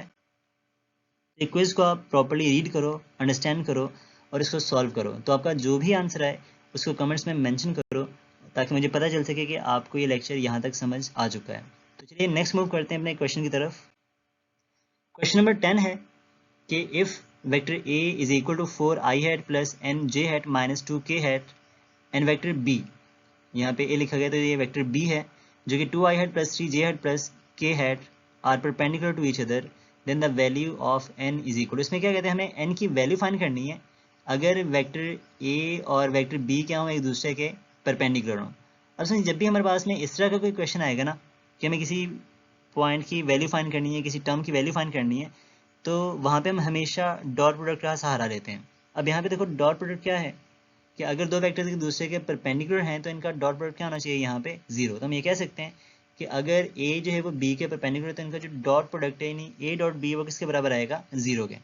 अब इनका डॉट प्रोडक्ट कैसे फाइंड करते हैं, a डॉट b कैसे निकालेंगे, i वाली टर्म को i वाले के साथ, यानी कि 4i हेड को जब हम 2i हेड से करवाएंगे मल्टीप्लाई तो 4 2 कितना बनेगा 8 बन जाएगा, ठीक है। फिर j वाले को j वाले के साथ 3 1 3 और इस साथ में n है तो ये 3n आ जाएगा। फिर k वाली टर्म को k वाले के साथ तो प्लस माइनस माइनस और 2 1 2 आएगा। तो हमारा ये क्या बनेगा term 8 plus 3n minus 2 is equal to 0। ये हमारे पास में क्या है, इनका डॉट प्रोडक्ट है। तो 8 माइनस 2 कितना आएगा student 6, 6 plus 3n is equal to 0 हो जाएगा। 6 को जब हम शिफ्ट करेंगे दूसरी साइड पर तो ये बनेगा माइनस का 6 और अगर हमने n की वैल्यू फाइंड करनी है तो 3 को दूसरी तरफ डिवाइड करेंगे तो n का आंसर आएगा हमारे पास में -2। तो हमारा जो राइट आंसर है वो क्या बनेगा C। तो इस तरह से हम क्या कर सकते हैं, किसी भी टर्म की वैल्यू इजीली कैलकुलेट कर सकते हैं डॉट प्रोडक्ट को यूज करते हुए। तो आई होप कि ये कॉन्सेप्ट आपको समझ में आया होगा यहाँ तक। नेक्स्ट हमारे पास में क्वेश्चन नंबर 11 है, the resultant of two vectors of magnitude 4 and 6 is 10 Newton. तो हमारे पास में दो वेक्टर्स हैं जिनका मैग्नीट्यूड कितना है 10 न्यूटन है।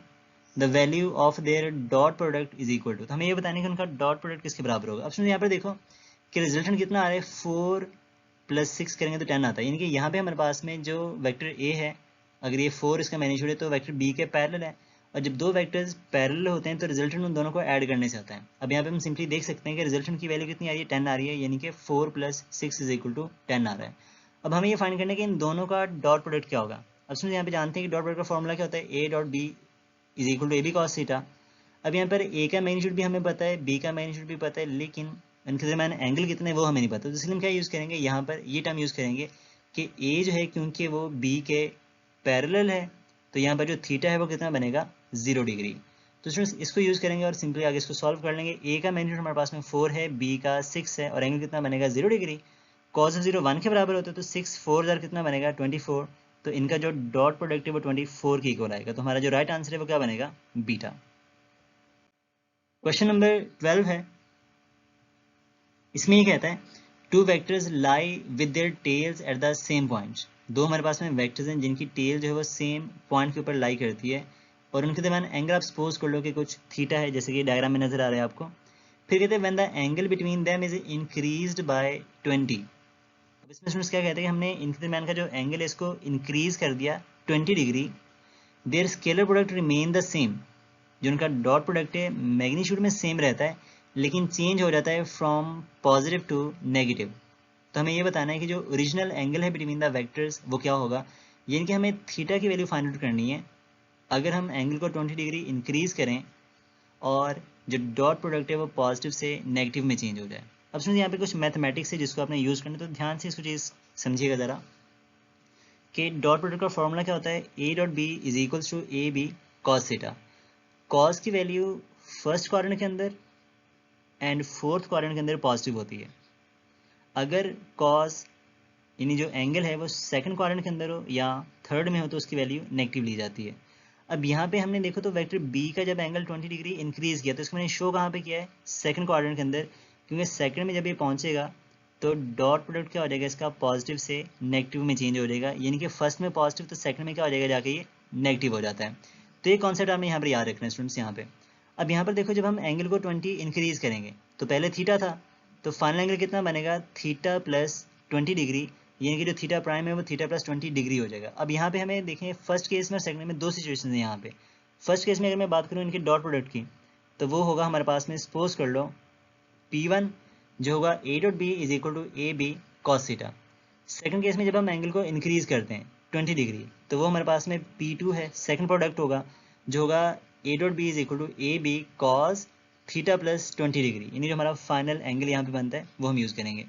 अब सर यहाँ पे हम करेंगे क्या कि जो गिवन कंडीशंस में क्या था कि हमारा जो प्रोडक्ट है, जो डॉट प्रोडक्ट है वो पॉजिटिव से नेगेटिव में चेंज हो जाता है। यानी कि जो P2 है वो मैग्नीट्यूड में सेम है लेकिन नेगेटिव हो जाता है। तो यहाँ पर ये कहेंगे कि P2 जो है वो किसके बराबर है, माइनस P1 के। अब इसमें ये वैल्यू रिप्लेस कर दो, P2 की वैल्यू कितनी है, A B cos theta plus 20 degree, और माइनस P1 की वैल्यू कितनी है, A B cos of theta.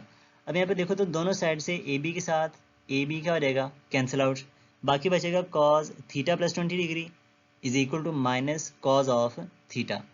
अच्छा यहाँ पर ना एक ट्रिग्नोमेट्री का सिंपल सा रूल है जिसको आपने याद रखना है कि अगर हमारे पास में 180 में से कोई एंगल माइनस करें, ठीक है, तो यहाँ पे अगर 180 हो, 360 हो या 0 हो तो जो हमारा ट्रिग्नोमेट्रिक फंक्शन है वो चेंज नहीं होता। यानी कि 180 है या 360 है यहाँ पर तो कॉस कॉस में रहेगा, ठीक है। अगर 90 होता या 270 होता फिर हम इसको चेंज करते हैं, कॉस को साइन में और साइन को मतलब कॉस में, इस तरह से इनकी कुछ वेरिएशन होती है। तो फिलहाल आप ये बात यहाँ पे याद रखोगे कि अगर एंगल 180 है तो कॉस वैसे का वैसा रहेगा। अगर हम 180 में से कुछ माइनस करें तो हम कौन से क्वाड्रेंट में एग्जिस्ट करेंगे, सेकंड क्वाड्रेंट के अंदर। तो सेकंड क्वाड्रेंट के अंदर जो कॉस की वैल्यू है वो क्या होती है, माइनस होती है। तो ये रूल यहाँ पे अगर मैं ये अप्लाई करूँ तो हम ये कह सकते हैं कि यहाँ पर देखा जाए अगर तो कॉस 180 डिग्री माइनस थीटा ये किसके बराबर होगा, माइनस कॉस ऑफ थीटा के बराबर होगा, ठीक है। अब यहाँ पे देखो ये जो हमारे पास में ऊपर वाली टर्म थी यहाँ पे जो हमने यूज़ किया था माइनस कॉस थीटा, तो माइनस कॉस थीटा को हम क्या लिख सकते हैं इसकी जगह पर, कॉस 180 डिग्री माइनस थीटा, क्योंकि ये माइनस कॉस थीटा के बराबर होता है। तो यहाँ पे हम यूज़ करेंगे इसको, ये बनेगा cos theta plus 20 degree is equal to cos 180 degree minus theta. अब यहाँ पे क्योंकि दोनों हमारे पास में कॉस के फंक्शंस हैं तो हम इनके एंगल्स को इक्वेट कर सकते हैं। तो बनेगा theta plus 20 degree is equal to 180 degree minus theta. जब थीटा को हम इस तरफ शिफ्ट करेंगे तो बनेगा थीटा प्लस थीटा और 20 दूसरी तरफ जाके क्या हो जाएगा माइनस का, तो 2 theta will be equal to 160 degrees. अगर हम यहाँ से थीटा को फाइंड आउट करें तो 2 को दूसरी तरफ डिवाइड करेंगे तो हमारा थीटा का आंसर आएगा 80 डिग्रीज। तो अगर हमारे पास में ओरिजिनल एंगल की बात करें between vector A and vector B, तो स्टूडेंट्स वो कितना होगा 80 डिग्री। तो हमारा राइट आंसर क्या बनेगा 80s। अब यहाँ पे देखो अगर मैं 80 में 20 ऐड करता हूँ तो हमारा फाइनल एंगल कितना हो जाएगा 100 डिग्री, और जो 100 है वो किस क्वाड्रेंट में एग्जिस्ट करेगा सेकंड क्वाड्रेंट के अंदर। तो ऑटोमेटिकली हमारा जो डॉट प्रोडक्ट है वो क्या हो जाएगा नेगेटिव हो जाता है। तो इस तरह से हम इसको वेरीफाई भी कर सकते हैं। तो आई होप कि ये क्वेश्चन आपको समझ में आया हो। अगर कहीं पे कोई भी इशू आए आपको इसको अंडरस्टैंड करने में तो उसको आप लाजमी डिस्कस कीजिएगा। तो नेक्स्ट मूव करते हैं स्टूडेंट्स। नेक्स्ट टॉपिक हमारे पास में आता है वेक्टर आर क्रॉस प्रोडक्ट। तो जिस तरह से हमने स्केलर प्रोडक्ट को डील किया है सेम उसी तरह से हम यहाँ पे वेक्टर प्रोडक्ट को भी स्टडी करेंगे। अगर यहाँ पे दो वेक्टर्स को हम मल्टीप्लाई करवाएं और उन वेक्टर्स का जो प्रोडक्ट है वो एक वेक्टर क्वांटिटी बने, तो ऐसे प्रोडक्ट को क्या नाम दिया जाता है वेक्टर या फिर क्रॉस प्रोडक्ट का नाम देते हैं। अगर हम बात करें इसकी मैथमेटिकल एक्सप्रेशन की तो स्टूडेंट्स ये हमारे पास में होता है A cross B is equals to A B sine theta into N hat. अब यहाँ पे स्टूडेंट्स हमारे पास में ये जो टर्म है ना ए बी साइन थीटा, ये इंडिकेट करेगा magnitude of A cross B को, और साथ में जो एन हैट है ये इंडिकेट करता है direction of the resultant vector, क्योंकि इनका जो रिजल्ट है वो हमारे पास में एक वेक्टर क्वांटिटी आएगा। तो इसलिए एन हैट जो वो हमेशा प्लेन के परपेंडिकुलर होता है, ये डायरेक्शन को इंडिकेट करेगा। और इसकी डायरेक्शन को फाइंड करने के लिए हम क्या यूज़ करते हैं राइट हैंड रूल का यूज़ करते हैं। अब स्टूडेंट्स राइट हैंड रूल के अकॉर्डिंग क्या होता है कि राइट हैंड रूल के अकॉर्डिंग अगर हम अपने फिंगर्स को कर्ल करें क्रॉस प्रोडक्ट की डायरेक्शन में, तो हमारा जो थंब है वो उनकी डायरेक्शन को इंडिकेट करेगा। फॉर एग्जांपल यहाँ पे हम फाइंड करना चाहते हैं ए क्रॉस बी स्टूडेंट्स, तो ए क्रॉस बी में हमने ए को रोटेट करवाना है बी की तरफ। तो अगर हम अपने राइट हैंड के फिंगर्स को रोटेट करवाएं ए से बी की तरफ यानी कि एंटी क्लॉकवाइज डायरेक्शन में, तो हमारा जो थंब है वो वर्टिकली अपवर्ड पॉइंट करेगा। तो जो ए क्रॉस बी की डायरेक्शन होगी वो परपेंडिकुलर टू द प्लेन होगी, जो कि ए और बी के परपेंडिकुलर बनेगा यानी कि वर्टिकली अपवर्ड। तो बात आप वैसे भी याद रखो कि जब भी हमारे पास में एंटी क्लॉकवाइज रोटेशन होती है तो जो रिजल्टेंट है वो हमेशा वर्टिकली अपवर्ड होता है, और जब हमारे पास में क्लॉकवाइज रोटेशन होगी तो जो रिजल्टेंट है वो हमेशा वर्टिकली डाउनवर्ड जाएगा। तो इस तरह से हम क्या कर सकते हैं कि राइट हैंड रूल को यूज़ करते हुए ए क्रॉस बी की डायरेक्शन बता सकते हैं। और ये बात मैंने याद रखनी कि जो ए क्रॉस बी की डायरेक्शन है वो हमेशा प्लेन के परपेंडिकुलर होती है जिसमें वेक्टर ए और वेक्टर बी एग्जिस्ट करते हैं, यानी कि ए क्रॉस बी जो है वो वेक्टर ए के भी परपेंडिकुलर होगा और वेक्टर बी के भी परपेंडिकुलर होगा, क्योंकि ये एक रिजल्टेंट है जो दोनों वेक्टर्स के परपेंडिकुलर होगा। फॉर एग्जांपल अगर हम बात करें यहाँ पे डिफरेंट प्लेन्स की, तो अगर हमारा जो रिजल्टेंट है वो एक्स वाई प्लेन अगर हमारे जो वेक्टर्स हैं वो एक्स वाई प्लेन के अंदर हैं, तो उनका जो क्रॉस प्रोडक्ट है जो इनका रिजल्ट होगा वो along the Z axis exist करेगा। अगर हमारे जो वेक्टर्स हैं वो वाई जी प्लेन के अंदर है, तो जो हमारा रिजल्टेंट है वो अलॉन्ग द एक्स एक्सिस होगा, यानी जो मिसिंग यहाँ पे एक्सिस होगा जो ए क्रॉस बी है वो उसके अलॉन्ग बनेगा। अगर ए और बी जो है वो जेड एक्स प्लेन के अंदर है, तो जो हमारा क्रॉस प्रोडक्ट है इनका यानी ए क्रॉस बी जो है वो along the Y axis exist करेगा, यानी कि हमेशा प्लेन के परपेंडिकुलर होते हैं। अगर हम बात करें इनकी एग्जांपल्स की तो बहुत सारे इसकी एग्जांपल्स आपको मिल जाएंगी। फॉर एग्जांपल जैसे टॉर्क है, ये क्रॉस प्रोडक्ट होता है पोजीशन वेक्टर एंड फोर्स का। इसी तरह से एंगुलर मोमेंटम है, ये हमारे पास में क्रॉस प्रोडक्ट होता है position vector and linear momentum का। इसी तरह से हमारे पास में magnetic force on moving charge particles जो है मैग्नेटिक फील्ड के अंदर, इसका फॉर्मूला होता है F is equal to Q into V vector cross B vector. तो ये हमारे पास में कुछ एग्जांपल्स हैं जिनको हम यहाँ पर as a cross product apply कर सकते हैं। स्टूडेंट्स नेक्स्ट हमारे पास में प्रॉपर्टीज आती हैं characteristics of the cross product, जिसमें सबसे पहले हमारे पास में प्रॉपर्टी होती है कम्यूटेटिव लॉ की। तो इसमें हमारे पास में जो क्रॉस प्रोडक्ट है ये कम्यूटेटिव लॉ को ओबे नहीं करता, यानी कि ये वायलेट करेगा कम्यूटेटिव लॉ को, ये हम कहते हैं ये हमारे पास में एंटी कम्यूटेटिव होता है। अब इसका मतलब क्या है, अगर हम बात करें ए क्रॉस बी की, तो बाय राइट हैंड रूल इनका जो रिजल्टेंट है जो वेक्टर सी आप कह दो यहाँ पे, उसकी डायरेक्शन क्या होगी वर्टिकली अपवर्ड होगी। लेकिन अगर हम बात करें बी क्रॉस ए की, तो बाय राइट हैंड रूल जब हम बी को ए की तरफ कर्ल करेंगे तो हमारा जो थंब है वो वर्टिकली डाउनवर्ड पॉइंट करेगा, यानी कि सी की डायरेक्शन क्या होगी वर्टिकली डाउन हो जाएगी, जो हमारा रिजल्टेंट है वो डाउनवर्ड आएगा। तो ऐसे हम देख सकते हैं कि दोनों की डायरेक्शन क्या है यहाँ पे एक दूसरे के अपोजिट है, लेकिन दोनों का मैग्नीट्यूड यहाँ पर क्या होगा सेम। इसलिए हम ये कहते हैं कि जो क्रॉस प्रोडक्ट है डायरेक्शन डिफरेंट होने की वजह से वो कम्यूटेटिव लॉ को ओबे नहीं करता, यानी कि A cross B is not equal to B cross A, क्योंकि दो वेक्टर्स के इक्वल होने के लिए कंडीशन क्या होती है कि उनका मैग्नीट्यूड भी सेम होगा और उनकी डायरेक्शन भी हमारे पास में सेम होगी। लेकिन क्योंकि यहाँ पर इन दोनों की डायरेक्शन एक दूसरे के अपोजिट है, तो इसलिए ये कम्यूटेटिव लॉ को ओबे नहीं करेगा, दोनों का रिजल्ट सेम नहीं होगा। लेकिन क्योंकि ये एंटी कम्यूटेटिव है, यानी कि हम ये कह सकते हैं कि अगर इस वेक्टर को जो हमारे पास में माइनस सी है, इसको हम माइनस के साथ मल्टीप्लाई करवाएं तो इसकी डायरेक्शन रिवर्स होके अपवर्ड हो जाएगी, यानी कि नेगेटिव में ही हमारे पास बराबर हो जाएगा। तो ए क्रॉस बी जो है वो बराबर होगा negative of B cross A के, यानी कि ये एंटी कम्यूटेटिव को ओबे करता है। एंटी कम्यूटेटिव होता है लेकिन कम्यूटेटिव नहीं होता। तो इस तरह से ये बात आप इसमें याद रखनी है कि जो cross product of two vectors है ये कम्यूटेटिव लॉ को ओबे नहीं करता। नेक्स्ट हमारे पास में आती है फॉर परपेंडिकुलर वेक्टर्स। अगर हमारे पास में दो वेक्टर्स एक दूसरे के परपेंडिकुलर हों तो उनका क्रॉस प्रोडक्ट किसके बराबर होगा। सपोज करो हम जानते हैं कि क्रॉस प्रोडक्ट के केस में या सॉरी परपेंडिकुलर वेक्टर्स के केस में हमारे पास में जो एंगल होता है वो हमेशा 90 डिग्री होता है। अगर हम बात करें इनके क्रॉस प्रोडक्ट की तो A cross B will be equal to A B sine 90 degree into N hat. N hat हमारे पास में रिजल्टेंट की डायरेक्शन होगी यहाँ पे। अगर हम बात करें साइन 90 की तो cos 90 0 होता है जबकि sin 90 जो है वो 1 के इक्वल होता है। तो इनका जो क्रॉस प्रोडक्ट है वो आएगा ए बी एन हैट, यानी कि इस केस में हमारा जो रिजल्टेंट है उसका जो मैग्नीट्यूड है वो मैक्सिमम होगा और वो इस प्लेन के क्या होगा परपेंडिकुलर। अगर आप स्क्रीन के ऊपर देख रहे हो तो ए को जब हम बी की तरफ कर्ल करेंगे तो आपका जो थंब है वो आपकी तरफ पॉइंट करेगा, यानी कि आउट ऑफ द स्क्रीन आएगा। तो इस तरह से यहाँ पे जो रिजल्टेंट है वो मैक्सिमम मैग्नीट्यूड कैरी करेगा। इसके बाद हमारे पास में आते हैं in terms of orthogonal vectors. अगर हम यूनिट वेक्टर्स की बात करें जैसे आई हैट जे हैट और के हैट है तो उसके लिए डायग्राम आपने याद रखनी है स्टूडेंट्स, क्योंकि हमारे पास में जो रिजल्टेंट है वो प्लेन के परपेंडिकुलर आएगा, ये जीरो नहीं हो रहा। तो जब भी हम बात करेंगे रोटेशन की तो यहाँ पे या तो क्लॉकवाइज रोटेशन होगी या फिर एंटी क्लॉकवाइज। तो ये जो रेड वाला साइन है ना यहाँ पे ये रिप्रेजेंट करता है क्लॉकवाइज रोटेशन को। तो इसके लिए इसका जो रिजल्ट है वो हमेशा नेगेटिव आएगा। फॉर एग्जाम्पल जैसे हम फाइंड करते हैं आई क्रॉस के, इसके परपेंडिकुलर कौन होगा जे हैट, ये माइनस का जे आएगा। फिर जे क्रॉस आई इनके परपेंडिकुलर कौन होता है के, तो माइनस का के हैट आएगा। और के क्रॉस जे इनके परपेंडिकुलर कौन होगा आई, तो माइनस का आई हैट आएगा।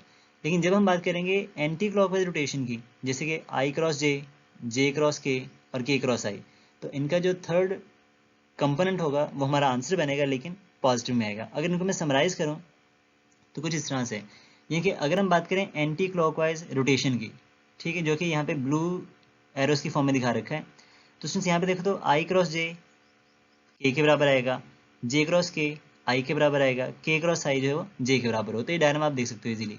इस तरह से अगर हमारे पास जो रोटेशन है वो हो जाए क्लॉकवाइज जो कि यहाँ पे रेड साइन में दिखा रखा है, तो जे क्रॉस आई ये माइनस के होगा, के क्रॉस जे माइनस आई होगा और आई क्रॉस के जो है वो माइनस जे के बराबर है। तो इस तरह से हमारे पास में in case of unit vectors अगर हम बात करें तो जो क्रॉस प्रोडक्ट है परपेंडिकुलर वेक्टर्स के केस में वो नॉन जीरो होता है, यानी इसका कौन की रिजल्ट आएगा हमारे पास में जिसका magnitude in terms of unit vector देखें तो 1 के इक्वल होगा। नेक्स्ट हमारे पास में आता है in case of parallel vectors. हम ये बात जानते हैं कि पैरेलल वेक्टर्स के केस में एंगल जीरो होता है। तो अगर हम बात करें कि क्रॉस प्रोडक्ट की तो बनेगा A B sine of 0 degree into N hat. Sine 0 0 के बराबर है तो पूरी टर्म क्या हो जाएगी हमारे पास में 0 इंटू एन हैट। अब मैग्नीट्यूड 0 है, डायरेक्शन उसकी परपेंडिकुलर टू द प्लेन है जिसको मैं आर्बिट्ररी यहाँ पे सपोज करूंगा, तो ये क्या बनेगा हमारे पास में एक नल वेक्टर। तो दो पैरेलल वेक्टर्स का जो क्रॉस प्रोडक्ट है वो क्या होता है, एक नल वेक्टर होता है। सिमिलरली अगर हम बात करें एंटी पैरेलल वेक्टर्स की तो एंगल बनेगा 180, साइन 180 भी 0 के बराबर होता है, तो इसका आंसर भी क्या आएगा हमारे पास में नल वेक्टर बनेगा। इसी तरह से अगर हम बात करते हैं सेल्फ क्रॉस प्रोडक्ट की तो हम ये बात जानते हैं कि सेल्फ के केस में जो एंगल है वो 0 डिग्री होता है, और अगर यहाँ पे एंगल 0 डिग्री है तो हमारे पास में जो सेल्फ क्रॉस प्रोडक्ट है इसका आंसर भी क्या आएगा, नल वेक्टर आएगा। तो in case of parallel vectors, anti parallel vectors and self के केस में जो क्रॉस प्रोडक्ट है वो हमेशा नल वेक्टर आता है। अगर हम बात करें यूनिट वेक्टर्स के केस में तो I cross I will be equal to J cross J will be equal to K cross K, और इन सब का जो रिजल्ट है वो क्या आएगा हमारे पास में नल वेक्टर आएगा। तो यूनिट वेक्टर्स जब सेम सेम होंगे तो क्रॉस के केस में नल वेक्टर और डॉट के केस में उनका आंसर 1 आता है। तो ये हमारे पास में कुछ इसकी बेसिक सी प्रॉपर्टीज़ हैं। इसके बाद हमारे पास में आता है in terms of rectangular components. तो सपोज करो हमारे पास में दो वेक्टर्स हैं ए एंड वेक्टर बी। अब सुन डॉट में तो काम बहुत आसान था कि हमने सेम सेम को पकड़ा, आंसर उसका निकाल दिया, लेकिन यहाँ पे सेम सेम का आंसर क्या है, नल वेक्टर, लेकिन जो अपोजिट होंगे उनका आंसर बचेगा। तो इसको सिंप्लीफाई करने के लिए हम क्या करते हैं, कॉन्सेप्ट यूज़ करते हैं डिटर्मिनेंट का, यानी कि मैट्रिसेस का कॉन्सेप्ट यूज़ करते हैं। बड़ा सिंपल सा है, इसको ध्यान से आप समझोगे तो चीज़ें क्लियर हो जाएंगी आपकी। अब यहाँ पे देखो अगर मैं इसको लिखूँ डिटर्मिनेंट की फॉर्म में तो क्या करेंगे, सबसे पहले हम क्या लिखेंगे, फर्स्ट रॉ के अंदर आई हैट जे हैट और के हैट लिखेंगे, ठीक है। फिर हमारे पास में जो पहला वेक्टर है उसके कंपोनेंट्स लिखेंगे, ए का एक्स कंपोनेंट, ए का वाई कंपोनेंट और ए का जी कंपोनेंट। अगर कोई कंपोनेंट वहाँ पे एब्सेंट होगा तो उसकी जगह पे हम 0 लिख देते हैं। लेकिन आई, जे और के 3x3 का कॉलम हम यहाँ पे बनाएंगे, 3x3 का मैट्रिक्स हम यहाँ पे बनाएंगे। फिर हमारे पास में जो सेकंड वेक्टर है बी, उसके कंपोनेंट लिखेंगे B X, B Y and B Z.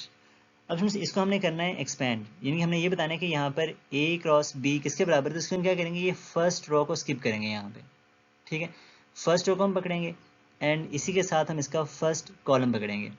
जो बाकी हमारे पास में 4 टर्म्स बचेंगी इनको हम क्या करेंगे, डायगनली मल्टीप्लाई करवाएंगे। यानी कि क्या करना है हमने यहाँ पे, हमने इन डायगनल एंट्रीज को करवाना है। तो ए वाई को करवाएंगे बी वाई से, बी जेड से मल्टीप्लाई डायगनली, फिर माइनस ए जी को मल्टीप्लाई करवाएंगे बी वाई के साथ।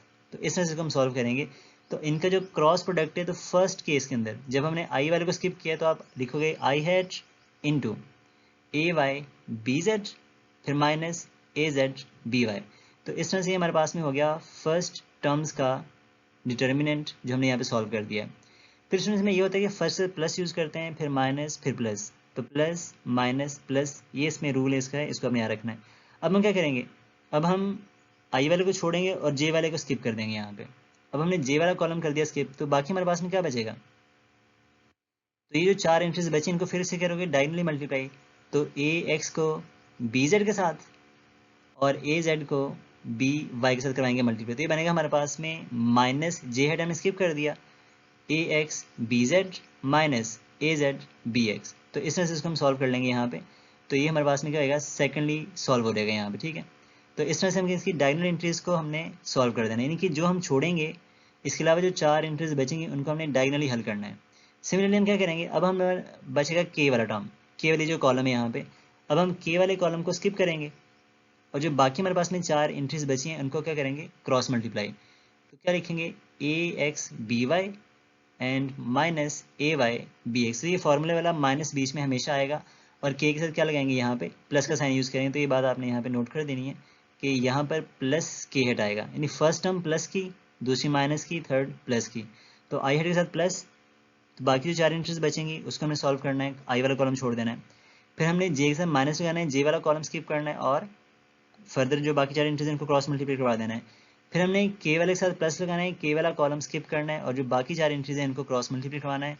और इनके दरमियान में क्या लगाएंगे, फॉर्मूले में हमेशा इनके माइनस आएगा, ठीक है। तो इसमें से आप इसको ईजिली सॉल्व कर सकते हैं। तो आई होप कि आपको क्लियर हो चुका होगा यहाँ तक। तो अगर आपको किसी पॉइंट में कोई इशू हो, कोई बात क्लियर ना हो, तो आप इसको लाजमी डिस्कस कीजिएगा। नेक्स्ट मूव करते हैं, वो है एरिया ऑफ द पैरेललोग्राम। अब फ्रेंड्स यहाँ पे हमारे पास में क्या होता है कि जो एक पैरेललोग्राम होती है, अगर मैं इसके एरिया की बात करूँ तो इसका जो एरिया है ये बराबर होता है बेस मल्टीप्लाइड बाय हाइट।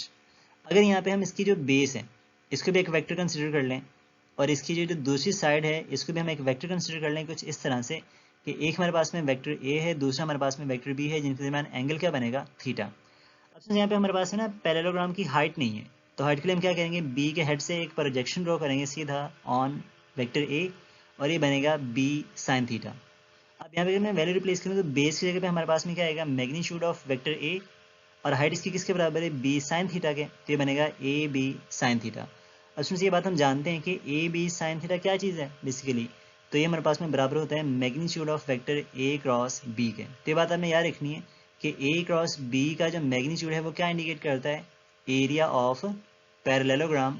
तो ये हमारे पास में एक चीज़ है जो कि आपसे एज एन ऑब्जेक्टिव पूछी जाती है और आपको न्यूमेरिकली फाइंड करने के लिए भी ऑप्शन में आ सकता है, तो उसको आप इजीली सॉल्व कर सकते हो। नेक्स्ट हमारे पास में यहाँ पे एक इन्फॉर्मेशन है कि अगर आपसे पूछ रहे एरिया ऑफ ट्राइंगल किसके बराबर होगा, तो ये बात आपने याद रखनी है कि क्रॉस प्रोडक्ट के मैग्नीट्यूड का जो हाफ होता है, तो half of magnitude of cross product या half of A B sine theta, ये क्या इंडिकेट करेगा, एरिया ऑफ ट्राइंगल को। तो अगर कंप्लीट है तो एरिया ऑफ पैरेललोग्राम और अगर उसको हाफ कर दें तो एरिया ऑफ ट्राइंगल बन जाता है। तो ये बात आपने यहाँ पे याद रखनी है। नेक्स्ट हमारे पास में एक क्वेश्चन है इसी कॉन्सेप्ट के ऊपर, वो कहते हैं find the area of parallelogram represented by the vectors A and vector B. अब यहाँ पे हमारे पास में दो वेक्टर्स बता रखे हैं, vector A and vector B, और हमें क्या बताना है, area of parallelogram find out करना है। अब इसमें क्या करेंगे, सिंपली हम यहाँ पे कॉन्सेप्ट यूज करेंगे क्रॉस प्रोडक्ट का और इसको हम लिखेंगे मैट्रिक्स की फॉर्म में। तो हमने क्या कहा था, पहले हम क्या लिखेंगे, आई हेड, जे हेड और के हेड 3x3 का एक यहाँ पे मैट्रिक्स जनरेट करेंगे। अब यहाँ पे देखो फर्स्ट वेक्टर ए है, तो ए के कंपोनेंट्स क्या है मेरे पास में, 2 आई हेड 3 जे हेड। तो आई की जगह पे 2 लगा देंगे, जे की जगह पर 3, के नहीं है तो उसको क्या लिखेंगे यहाँ पे हम 0 कर देंगे। सिमिलरली बी है तो बी के लिए क्या लिखेंगे, आई का वैल्यू 1 है और जे का वैल्यू 4 है, के नहीं है तो उसको क्या लिख देंगे यहाँ पे हम 0 लिखेंगे। अब यहाँ पे सेम हमारे पास में वही रूल हमने पहले ही सीखा है क्रॉस प्रोडक्ट को अप्लाई करने के लिए, कि यहाँ पर हम क्या करेंगे, सबसे पहले आई वाला कॉलम छोड़ देंगे और जो फर्स्ट रो है उसको भी हमने स्किप कर देना यहाँ पे। बाकी जो टर्म्स इनको क्या करवाएंगे, क्रॉस मल्टीप्लाई, तो 3 0 ये 0 हो जाएगा एंड 4 0 ये भी क्या हो जाएगा हमारे पास में 0, तो आई हैड इंटू 0 माइनस 0 आएगा। ये हो गया फर्स्ट टर्म। सेकेंडली हम क्या करेंगे कि जो हमारे पास में जो जे वाला कॉलम है उसको हम स्किप करेंगे, यानी फर्स्ट रो तो हमें स्किप करनी है यहाँ से, जो हमारे पास में जे वाला कॉलम है ये भी हम स्किप कर देंगे। जो बाकी हमारे पास में इंटरेस्ट बचेंगे उसको क्या करेंगे, क्रॉस मल्टीप्लाई, तो ये बनेगा माइनस का जे हैड 2 0 0, फॉर्मूले वाला माइनस आएगा और फिर 1 0 और 0, तो ये भी 0 हो जाएगा यहाँ पे। इसके बाद हम क्या करेंगे कि हमारे पास में जो के वाला कॉलम है उसको हमें स्किप करना है, तो हमारे पास में जब हम के वाले कॉलम को स्किप करेंगे तो यहाँ पे जो बाकी 4 इंटरेस्ट बचेंगे उसको क्या करेंगे हम क्रॉस मल्टीप्लाई। अब के वाला कॉलम स्किप कर दिया यहाँ पे, प्लस का के हैट आएगा यहाँ पे एंड 4 2s are 8, फिर फॉर्मूले वाला माइनस एंड 3 1s are क्या बनेगा 3 बनेगा। तो इसका आंसर आएगा 0 आई हैट माइनस 0 जे हैट प्लस 5 के हैट। तो ये दोनों नल वेक्टर्स हो जाएंगे हमारे पास में, इसको स्किप कर दें तो हमारे पास आंसर आएगा 5 के हैट। अब हम ये बात जानते हैं कि जो एरिया ऑफ पैरेललोग्राम है बेसिकली वो क्रॉस प्रोडक्ट के मैग्नीट्यूड के इक्वल है, तो ये कितना बनेगा हमारे पास में 5 यूनिट्स आएगा, क्योंकि के हैट उसकी डायरेक्शन को इंडिकेट करेगा। तो इस तरह से हम क्या कर सकते हैं, easily area of parallelogram find कर सकते हैं अगर हमें उसका क्रॉस प्रोडक्ट पता हो तो इस तरह से आप इन क्वेश्चंस को सॉल्व कर सकते हो इजीली। तो आई होप कि यहाँ तक ये चीज़ें आपको क्लियर हो चुकी होंगी। नेक्स्ट क्वेश्चन हमारे पास में है कि k dot into I cross J hat is equal to. अब इसको सॉल्व करने का डायग्राम देखो कि यहाँ पे पहले हम सॉल्व करेंगे ब्रैकेट वाले पार्ट को, आई क्रॉस जे। तो अगर हम आई क्रॉस जे की बात करें तो ये हमारे पास में क्योंकि मूव कर रहा है एंटी क्लॉकवाइज, तो इसका आंसर हमारे पास में क्या आएगा के हैट, जो कि प्लस में होगा। अब यहाँ पे ये जो ब्रैकेट वाला टर्म है इसको हमने हल किया तो इसका आंसर क्या आ गया हमारे पास में के हैट। और हम ये बात जानते हैं कि के डॉट के इसका आंसर 1 के इक्वल होता है, तो हमारा जो राइट आंसर है यहाँ पर वो क्या बनेगा बीटा। नेक्स्ट क्वेश्चन भी सेम इसी तरह से होगा, the product J cross I cross के हैट इज इक्वल टू। अब यहाँ पे सेम डायग्राम यूज करोगे फिर से, आई क्रॉस के अगर हम बात करें यहाँ पर तो हम मूव कर रहे हैं कुछ इस तरह से, आई क्रॉस के यानी कि ये क्लॉकवाइज मूव कर रहे हैं, तो इसका आंसर क्या आएगा हमारे पास में माइनस का जे हैट। तो ये जो टर्म है इसका आंसर आएगा माइनस का जे हैट, ठीक है। अब से यहाँ पे देखो हमारे पास में जे क्रॉस जे हो या जे क्रॉस माइनस जे हो, ये दोनों आपस में एंटी पैरेलल हो जाएंगे यहाँ पे, तो पैरेलल हो या एंटी पैरेलल हो सेम सेम के केस में हमारे पास में जो क्रॉस प्रोडक्ट है वो हमेशा नल वेक्टर आता है, तो इसका जो राइट आंसर बनेगा वो होगा डेल्टा। तो इस तरह से आप इस टाइप के क्वेश्चन को इजीली सॉल्व कर सकते हैं। नेक्स्ट क्वेश्चन हमारे पास में, if two vectors a and b of magnitude 10 Newton and 5 Newton respectively has a resultant of 15 Newton then a cross b will be। अब इसमें क्या कहते हैं, हमारे पास में दो वेक्टर्स हैं, एक का मैग्नीट्यूड 10 न्यूटन है दूसरे का 5 है, दोनों का जो रिजल्टेंट आता है वो आता है 15 न्यूटन। अब देखो यहाँ पे सिंपली कि 10 + 5 15 है, यानी कि दोनों वेक्टर्स हमारे पास में क्या होंगे एक दूसरे के पैरेलल होंगे, तो इनके दरमियान एंगल क्या बनेगा 0 डिग्री, क्योंकि रिजल्टेंट मैक्सिमम तब होता है जब दोनों पैरेलल होते हैं, एंगल 0 बनता है, तो 10 + 5 15 न्यूटन आ जाएगा। अगर दो वेक्टर्स एक दूसरे के पैरेलल हैं तो उनका जो क्रॉस प्रोडक्ट है वो क्या आएगा हमेशा नल वेक्टर, क्योंकि एंगल 0 sin 0 0 होता है, तो हमारा राइट आंसर बनेगा डेल्टा। नेक्स्ट क्वेश्चन हमारे पास में है, if a dot b is equal to 0 and a cross b is also a null vector then which of the following is correct. तो हमसे वो ये कहता है कि अगर a डॉट b जो है वो 0 के बराबर हो और a क्रॉस b जो है ये एक नल वेक्टर हो, तो कौन सा स्टेटमेंट यहाँ पे करेक्ट होगा। अब यहाँ पे देखो पहला ऑप्शन कहता है कि आइदर a वेक्टर और b vector is a null vector, तो ये पॉसिबल इसका राइट आंसर है, ये ऑलरेडी मार्क्ड है यहाँ पे। लेकिन इसके बाकी ऑप्शन देखो, इसमें कहता है कि both a and b are parallel. अब देखो यहाँ पे जब हमारे पास में दोनों वेक्टर्स पैरेलल होंगे तो एंगल बनेगा 0 डिग्री, तो पैरेलल के केस में डॉट प्रोडक्ट मैक्सिमम होता है जबकि क्रॉस प्रोडक्ट नल वेक्टर होता है, नहीं एक कंडीशन फुलफिल हो रही है दूसरी फुलफिल नहीं हो रही। दूसरे में कहते हैं कि both A and B are anti parallel, तो जब हमारे पास में दोनों एंटी पैरेलल होते हैं तो उस केस में भी डॉट प्रोडक्ट नेगेटिव मैक्सिमम होता है, लेकिन क्रॉस प्रोडक्ट क्या होता है नल वेक्टर। अगेन यहाँ पे एक कंडीशन फुलफिल हो रही है दूसरी फुलफिल नहीं हो रही। लास्ट ऑप्शन है both A and D R perpendicular, तो जब दोनों परपेंडिकुलर होंगे तो ए डॉट बी तो 0 होगा लेकिन ए क्रॉस बी जो है वो नॉन जीरो होता है, तो मतलब ये भी राइट आंसर नहीं बनेगा। तो दोनों के जीरो होने के लिए क्या कंडीशन है कि हमारे पास में दोनों में से कोई एक या दोनों जो है वो नल वेक्टर होंगे, तो दोनों का आंसर 0 आएगा, तो हमारा राइट आंसर यहाँ पर बनेगा अल्फा। नेक्स्ट क्वेश्चन हमारे पास में है, if two vectors A and B lies in the same plane then angle between A cross B and A plus B is equal to. अब इसमें देखो हमारे पास में क्या कहते हैं, ए और बी जो वो सेम प्लेन में एग्जिस्ट करते हैं, तो ए क्रॉस बी और ए प्लस बी के दरमियान कितना एंगल बनेगा। अब यहाँ पे डायग्राम जरा गौर से देखो कि ए और बी हमारे पास में एक प्लेन में एग्जिस्ट करते हैं, तो इनका जो क्रॉस प्रोडक्ट है वो क्या होगा, हमेशा प्लेन के परपेंडिकुलर होगा। अगर हम इनका एडिशन करें, ए और बी का एडिशन करें, तो वो भी तो उसी प्लेन में एग्जिस्ट करेगा ना जिस प्लेन में ये दोनों एग्जिस्ट करते हैं, इसी प्लेन के अंदर होंगे हमारे पास में। तो इनका जो रिजल्टेंट है वो क्या होगा, ए क्रॉस बी के परपेंडिकुलर होगा, तो यहाँ पर एंगल बनेगा हमारे पास में 90 डिग्री। तो उसमें ये बात वैसे भी आपने याद रखनी है कि जो क्रॉस प्रोडक्ट है वो हमेशा प्लेन के परपेंडिकुलर होता है, तो चाहे वो ऐड हो या सब्ट्रैक्ट हो या सिंपली हो, तो उस केस में एंगल हमेशा 90 बनेगा, तो इसका रिजल्ट आएगा 90 डिग्री, यानी कि डेल्टा ऑप्शन। नेक्स्ट हमारे पास में एमसीक्यू नंबर 19 है, the angle between A cross B and B cross A is equal to. अब देखो यहाँ पे सिंपली ये डायग्राम हम ऑलरेडी देख चुके हैं कि ए क्रॉस बी अगर हम फाइंड करते हैं, तो अगर वो आ रहे हैं वर्टिकली अपवर्ड, तो बी क्रॉस ए हमारे पास में क्या होगा, वर्टिकली डाउनवर्ड होगा। अब क्योंकि दोनों की डायरेक्शन एक दूसरे के अपोजिट है, तो यहाँ पर जो एंगल है स्टूडेंट्स वो बनेगा 180 डिग्री, यानी कि हमारा जो राइट आंसर है वो क्या बनेगा, डेल्टा। लेकिन अगर इसी एमसीक्यू में उसने पूछा होता the angle between A cross B and minus B cross A, तो जब इसको मैं माइनस से करवाऊंगा ना मल्टीप्लाई, तो इसकी डायरेक्शन रिवर्स हो जाएगी, दोनों की डायरेक्शन अगेन सेम होगी, तो उसका आंसर बनेगा 0 डिग्री। तो ये बात आपने याद रखनी है कि ए क्रॉस बी और बी क्रॉस ए में एंगल 180, जबकि A cross B and minus B cross A में एंगल जो है वो 0 डिग्री होता है। नेक्स्ट क्वेश्चन नंबर 20 हमारे पास में है, which of the following statement is wrong. कौन सा स्टेटमेंट यहाँ पे जो है वो रॉन्ग है। अब इसमें ये कहता है कि if A dot B is 0 then A is perpendicular to B. अब जाहिर बात है जब ए और बी परपेंडिकुलर होते हैं तो उनका डॉट प्रोडक्ट 0 होता है, क्योंकि एंगल 90 बनता है, ये बात ठीक है। सेकंड हमारे पास में A cross B is perpendicular to both vector A and vector B, ये बात भी ठीक है कि ए क्रॉस बी जो है वो प्लेन के हमेशा परपेंडिकुलर होता है जिसमें ए और बी एग्जिस्ट करते हैं। फिर ये कहता है A dot B is equal to B dot A, जो डॉट प्रोडक्ट है वो कम्यूटेटिव होता है, ये बात बिल्कुल ठीक है। एंड डी ऑप्शन है A cross A vector is a null vector, is not equal to a null vector, ये बात गलत है, क्योंकि ए क्रॉस ए जो सेल्फ क्रॉस प्रोडक्ट है वो नल वेक्टर होता है, तो हमारे पास में जो ऑप्शन डी है ये रॉन्ग है। एमसीक्यू नंबर 21 है, which of the following is the unit vector perpendicular to A vector and B vector. अब इसमें स्टूडेंट्स क्या कहता है कि कौन सा यूनिट वेक्टर ए और बी के परपेंडिकुलर है। हमें बात जानते हैं कि जो एन हैट है वो एक यूनिट वेक्टर होगा जो कि हमेशा प्लेन के परपेंडिकुलर होता है। और अगर हम बात करें क्रॉस प्रोडक्ट की, ए और बी का जो क्रॉस प्रोडक्ट है, तो जो क्रॉस प्रोडक्ट है ए क्रॉस बी वो हमेशा क्या होगा, प्लेन के परपेंडिकुलर होगा, जिसको हम एन हेड से निगेट करते हैं। अब सुनिए यहाँ पे जो एन हेड है, क्योंकि ये यूनिट वेक्टर है और हम जानते हैं कि जो यूनिट वेक्टर है इसका फॉर्मूला क्या होता है, original vector divided by magnitude.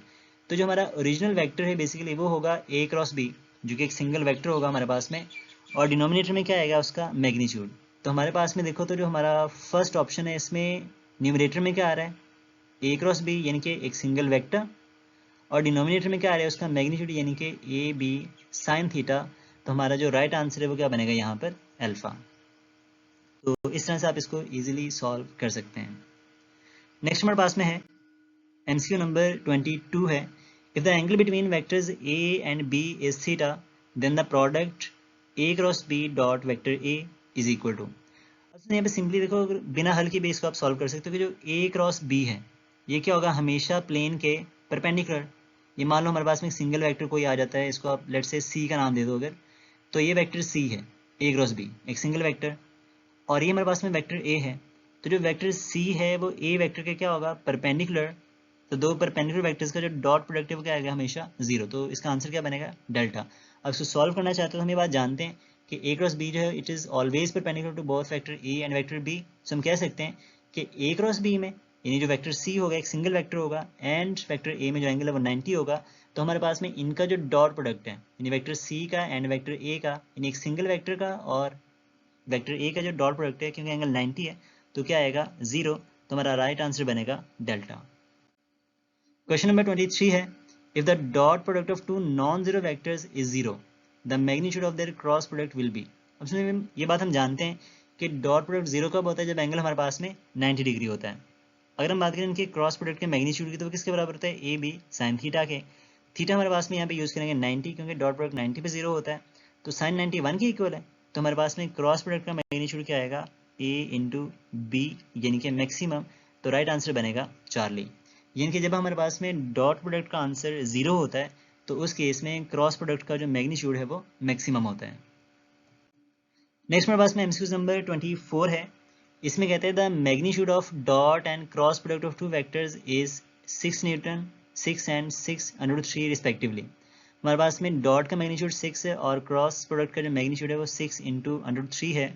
तो हमें ये बताना है कि what is the angle between the vectors. तो इनके दरमियान एंगल क्या होगा। स्टूडेंट, इस टाइप के क्वेश्चंस बहुत सारे हैं जो पेपर्स में अक्सर पूछे जाते हैं।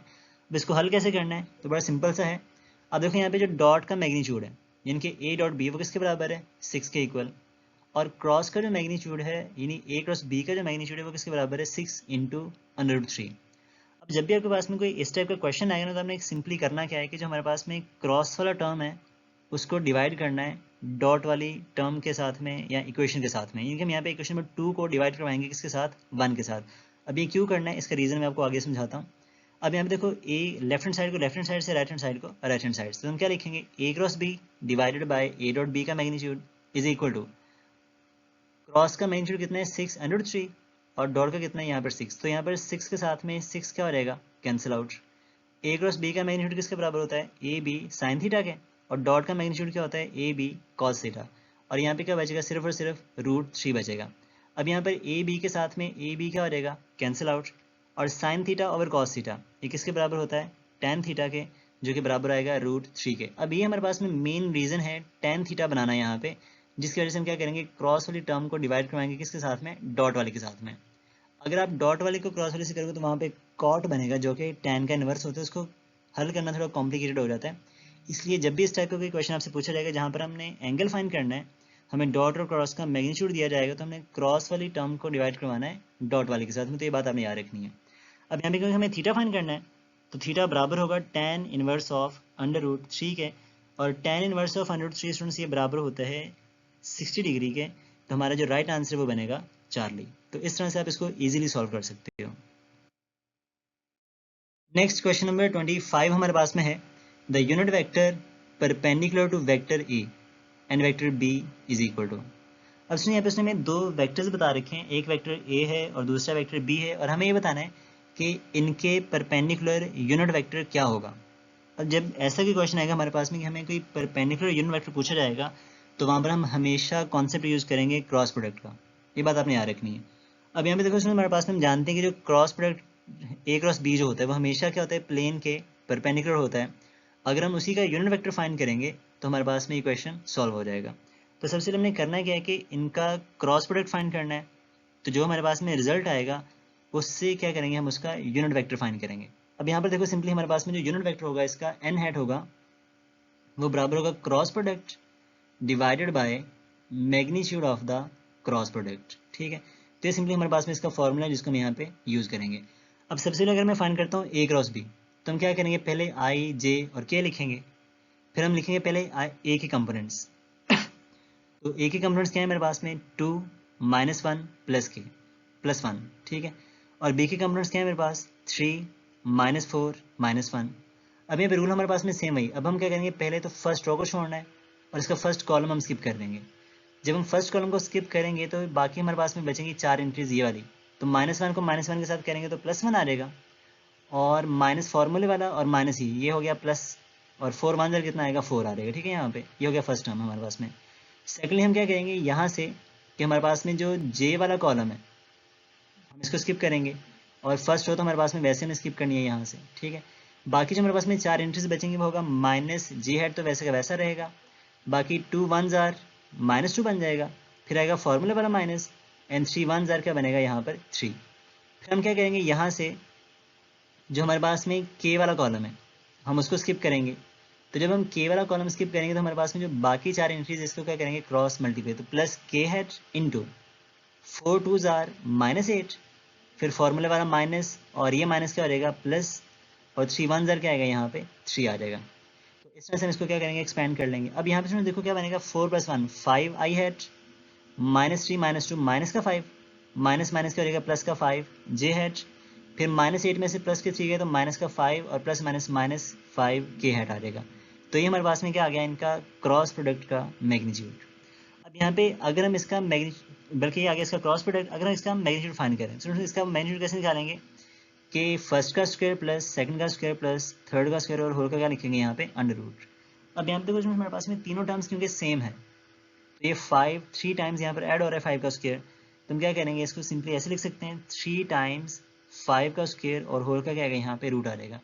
अब यहाँ पे स्क्वायर से रूट क्या हो जाएगा इसका कैंसिल आउट 5 का, तो 5 बाहर आ जाएगा और रूट 3 वैसे का वैसा, तो इसका मैग्नीट्यूड हमारे पास में आएगा 5 टाइम्स अंडर रूट 3। अब इसमें हमारे पास में ये वाला जो फॉर्मूला है जो हमने अभी यूज़ करना है इसका यूनिट वेक्टर फाइंड करने के लिए, इसमें क्या करेंगे इसकी वैल्यूज पुट करेंगे तो बनेगा n hat is equal to a cross b हमारे पास में कितना आया था 5i hat plus 5j hat minus 5k hat, इसको पुट कर दिया और हमारे पास में इसका मैग्नीट्यूड कितना है 5 टाइम्स अंडर रूट 3, इसको पुट कर दिया।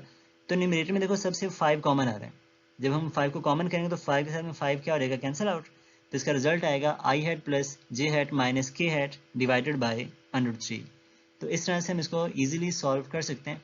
तो जब भी हमें कोई यूनिट वेक्टर फाइंड करना होगा जो किसी वेक्टर के या किसी गिवन वेक्टर्स के परपेंडिकुलर है, दो वेक्टर्स वहाँ पे गिवन होंगे हमें, तो हम वहाँ पे सेम टू सेम ये प्रोसेस यूज़ करेंगे। तो इसके अकॉर्डिंग हमारा जो राइट आंसर है वो क्या बनेगा यहाँ पर अल्फा।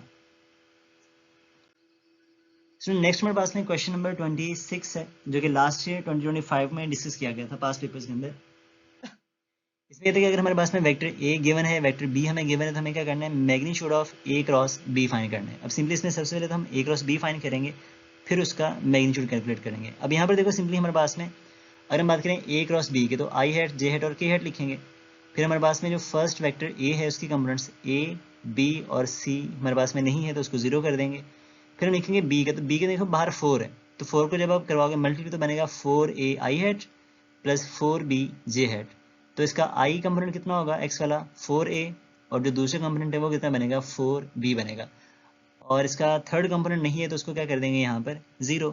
अब हम इसको सिंपली एक्सपैंड करेंगे जैसे हम इसको पहले करते आ रहे हैं। अब करना क्या है आपने कि आपने फर्स्ट रो को छोड़ना है, ठीक है। हमारे पास में जो फर्स्ट रो है इसको हम स्किप कर देंगे यहाँ से, और क्या करेंगे यहाँ पे जो फर्स्ट कॉलम है आई वाला इसको हमने स्किप कर देना है। बाकी जो टर्म्स हैं इनको क्या करेंगे क्रॉस मल्टीप्लाई, तो हमने आई वाला टर्म स्किप किया है तो बी को जीरो से किया तो ये भी जीरो माइनस फॉर्मूले वाला, और फिर 4b को जीरो से किया तो ये भी क्या हो जाएगा जीरो। फिर हम क्या करेंगे यहाँ पर जे वाला जो कॉलम है उसको स्किप करेंगे, तो जब हम जे वाले कॉलम को छोड़ेंगे तो माइनस का जे हेड बाहर आ जाएगा और बाकी जो टर्म्स इसको कराएंगे क्रॉस मल्टीप्लाई, तो ए को जीरो से किया तो ये भी जीरो हो जाएगा और 4a को जीरो से किया तो ये भी क्या आ जाएगा हमारे पास में जीरो आ जाएगा। इसके बाद हम क्या करेंगे कि हमारे पास में जो लास्ट कॉलम है के वाला हम उसको स्किप करेंगे, तो जब हम के वाले कॉलम को स्किप करेंगे तो बाकी जो 4 एंट्रीज है इसको करवाना है हमने मल्टीप्लाई, तो ये स्किप कर दिया हमने। अब ए को 4b के साथ किया तो प्लस का के हेड बाहर आएगा और क्या बनेगा यहाँ पे 4ab आ जाएगा। फिर फॉर्मूले वाला माइनस और b को 4a से करेंगे तो कितना बनेगा हमारे पास में ये भी 4ab आ जाएगा। ये वाला 4ab इस वाले 4ab के साथ में कैंसिल आउट हो जाएगा, तो ये बनेगा हमारे पास में 0 आई हैट प्लस माइनस 0 जे हैट प्लस 0 के हैट, यानी सिंपली हमारे पास में क्या आएगा ये नल वेक्टर आएगा। तो अगर हम बात करें इसके मैग्नीट्यूड की तो हम जानते हैं नल वेक्टर का मैग्नीट्यूड कितना होता है 0, तो हमारा आंसर आएगा 0 यूनिट्स, यानी कि जो राइट आंसर है वो बनेगा डेल्टा। तो इस तरह से आप इसको ईजिली सॉर्ट आउट कर सकते हैं। अब यहाँ पे इसका जो आंसर मार्क हो रहा है वो बेसिकली सी है, तो सी नहीं होगा बल्कि इसका जो राइट आंसर है वो क्या बनेगा हमारे पास में डेल्टा यानी कि 0 आएगा, तो इसको आप इजीली वेरीफाई कर लीजिएगा। नेक्स्ट हमारे पास में लास्ट और फाइनल एमसीक्यूज हैं। एमसीक्यू नंबर 27 है ये वाला, बेसिकली इसको भी ठीक कर लेते हैं यहाँ से। अब इसमें सिंपली स्टूडेंट्स जितनी बड़ी स्टेटमेंट है इतना बड़ा ये एमसीक्यू है नहीं, जस्ट आपको समझाने के लिए यूज़ किया गया। अब इसमें ये कहता है the torque or turning effect of a force about a given point is given by R cross F, यानी टॉर्क का फॉर्मूला हमारे पास में क्या है यहाँ पे आर क्रॉस एफ है, where R vector is the vector from the given point to the point of application of force. R vector हमारे पास में एक पोजीशन वेक्टर है जो किसी पॉइंट को रिप्रेजेंट करता है। Consider a force F is equal to -3 I hat plus 1 J hat plus 5 K hat in newtons acting on the point of 7 I head plus 3 J head plus K head in meters. What is the torque in the Newton meter about the region? हमें ये बताना है कि इसका torque कितना होगा। अब से हम यहाँ पे अगर आप ऑप्शन देखोगे तो सारे ऑप्शंस तकरीबन सिमिलर हैं हमारे पास में, सिर्फ इनमें साइंस का चेंज आ रहा है, तो इस लिहाज से आप इसको वेरीफाई करोगे कि कौन सा ऑप्शन आपका ठीक बनेगा और कौन सा गलत होगा। अब यहाँ पे देखो टार्क का उसने फॉर्मूला हमें ऑलरेडी बता रखे क्वेश्चन के अंदर, वो होता है आर क्रॉस एफ, ये आपको वैसे भी याद रखना है। अब यहाँ पे पहले तो क्या लिखेंगे आई हैट जे हैट और के हैट, फिर हम यहाँ पे यूज़ करेंगे वेक्टर आर। आर वेक्टर का हमारे पास में जो कंपोनेंट्स है वो कौन से हैं, 7, 3 एंड 1, क्योंकि 7 I had plus 3 J had plus के हैड है, तो 7, 3, 1 ये हमारे पास में आर के कंपोनेंट्स हो गए, और फोर्स के कंपोनेंट्स क्या है हमारे पास में, -3 +1 और 5 के हैड, तो ये हमारे पास में किसके कंपोनेंट्स आ जाएंगे, फोर्स के, -3, 1 एंड 5। अब इसको आपने सिंपली क्या करना है, एक्सपेंड करना है। इसमें आई थिंक कि आप इसको इजीली अब एक्सपेंड कर पाओगे, बहुत सारे क्वेश्चन में इसके ऑलरेडी सॉल्व कर लिए हैं। तो यहाँ पे करना क्या कि आपने फर्स्ट रो छोड़ी और आई वाला हमने कॉलम छोड़ देना है, ठीक है। बाकियों को क्या करवाओगे हम, सिंपली मल्टीप्लाई, तो ये बनेगा torque is equal to I hat into 5 3s are 15 and 1 को जब 1 से करवाएंगे मल्टीप्लाई तो ये 1 आएगा, और बीच में क्या आएगा, फॉर्मूले वाला माइनस। फिर हमने क्या करना है कि हमने जे वाला कॉलम स्किप करना है, और फर्स्ट रो तो वैसे ही वैसे हम स्किप करेंगे पहले से। अब हमने जे वाला कॉलम क्या कर दिया, यहाँ से स्किप कर दिया, तो जो बाकी हमारे पास में टर्म्स बचेंगे हम क्या करेंगे, उसको इजीली सॉर्ट आउट करेंगे। तो 7 5s are 35 and 3 1s are 3, तो ये वाला माइनस और फॉर्मूले वाला माइनस मिलके क्या करेंगे, यहाँ बीच में प्लस आ जाएगा। इसके बाद हम क्या करेंगे कि हमारे पास में जो के वाला कॉलम है हम उसको स्किप करेंगे, तो यहाँ पर के वाला कॉलम स्किप कर दिया, और जो रो है वो तो हमारे पास में ऑलरेडी स्किप्ड है। यहाँ पे जो बाकी 4 टर्म्स बचेंगे इनको करवाएंगे क्रॉस मल्टीप्लाई, तो plus K hat is equal to 7 1s are 7 minus फॉर्मूले वाला, और ये माइनस प्लस हो जाएगा, 3 3 कितना बनेगा, यहाँ पे 9 आ जाएगा। अगर आप इसको सॉल्व कर लो तो 15 - 1 ये आएगा 14 आई हैट, 35 + 3 ये बनेगा 38 जे हैट, ये माइनस में रहेगा, एंड 7 + 9 ये होगा 16 के हैट। तो ये हमारे पास में सिंपली क्या है इसका आंसर। तो अगर हम अपने ऑप्शंस को देखें तो जो अल्फा ऑप्शन है ये हमारे पास में क्या बनेगा, राइट आंसर। अब यहाँ पे ये भी बाय मिस्टेक सी मार्क हुआ पड़ा है, तो ये नहीं बनेगा, बल्कि इसका जो राइट आंसर है वो क्या बनेगा हमारे पास में, अल्फा यानी कि 14 आई हैट -38 जे हैट प्लस 16 के हैट।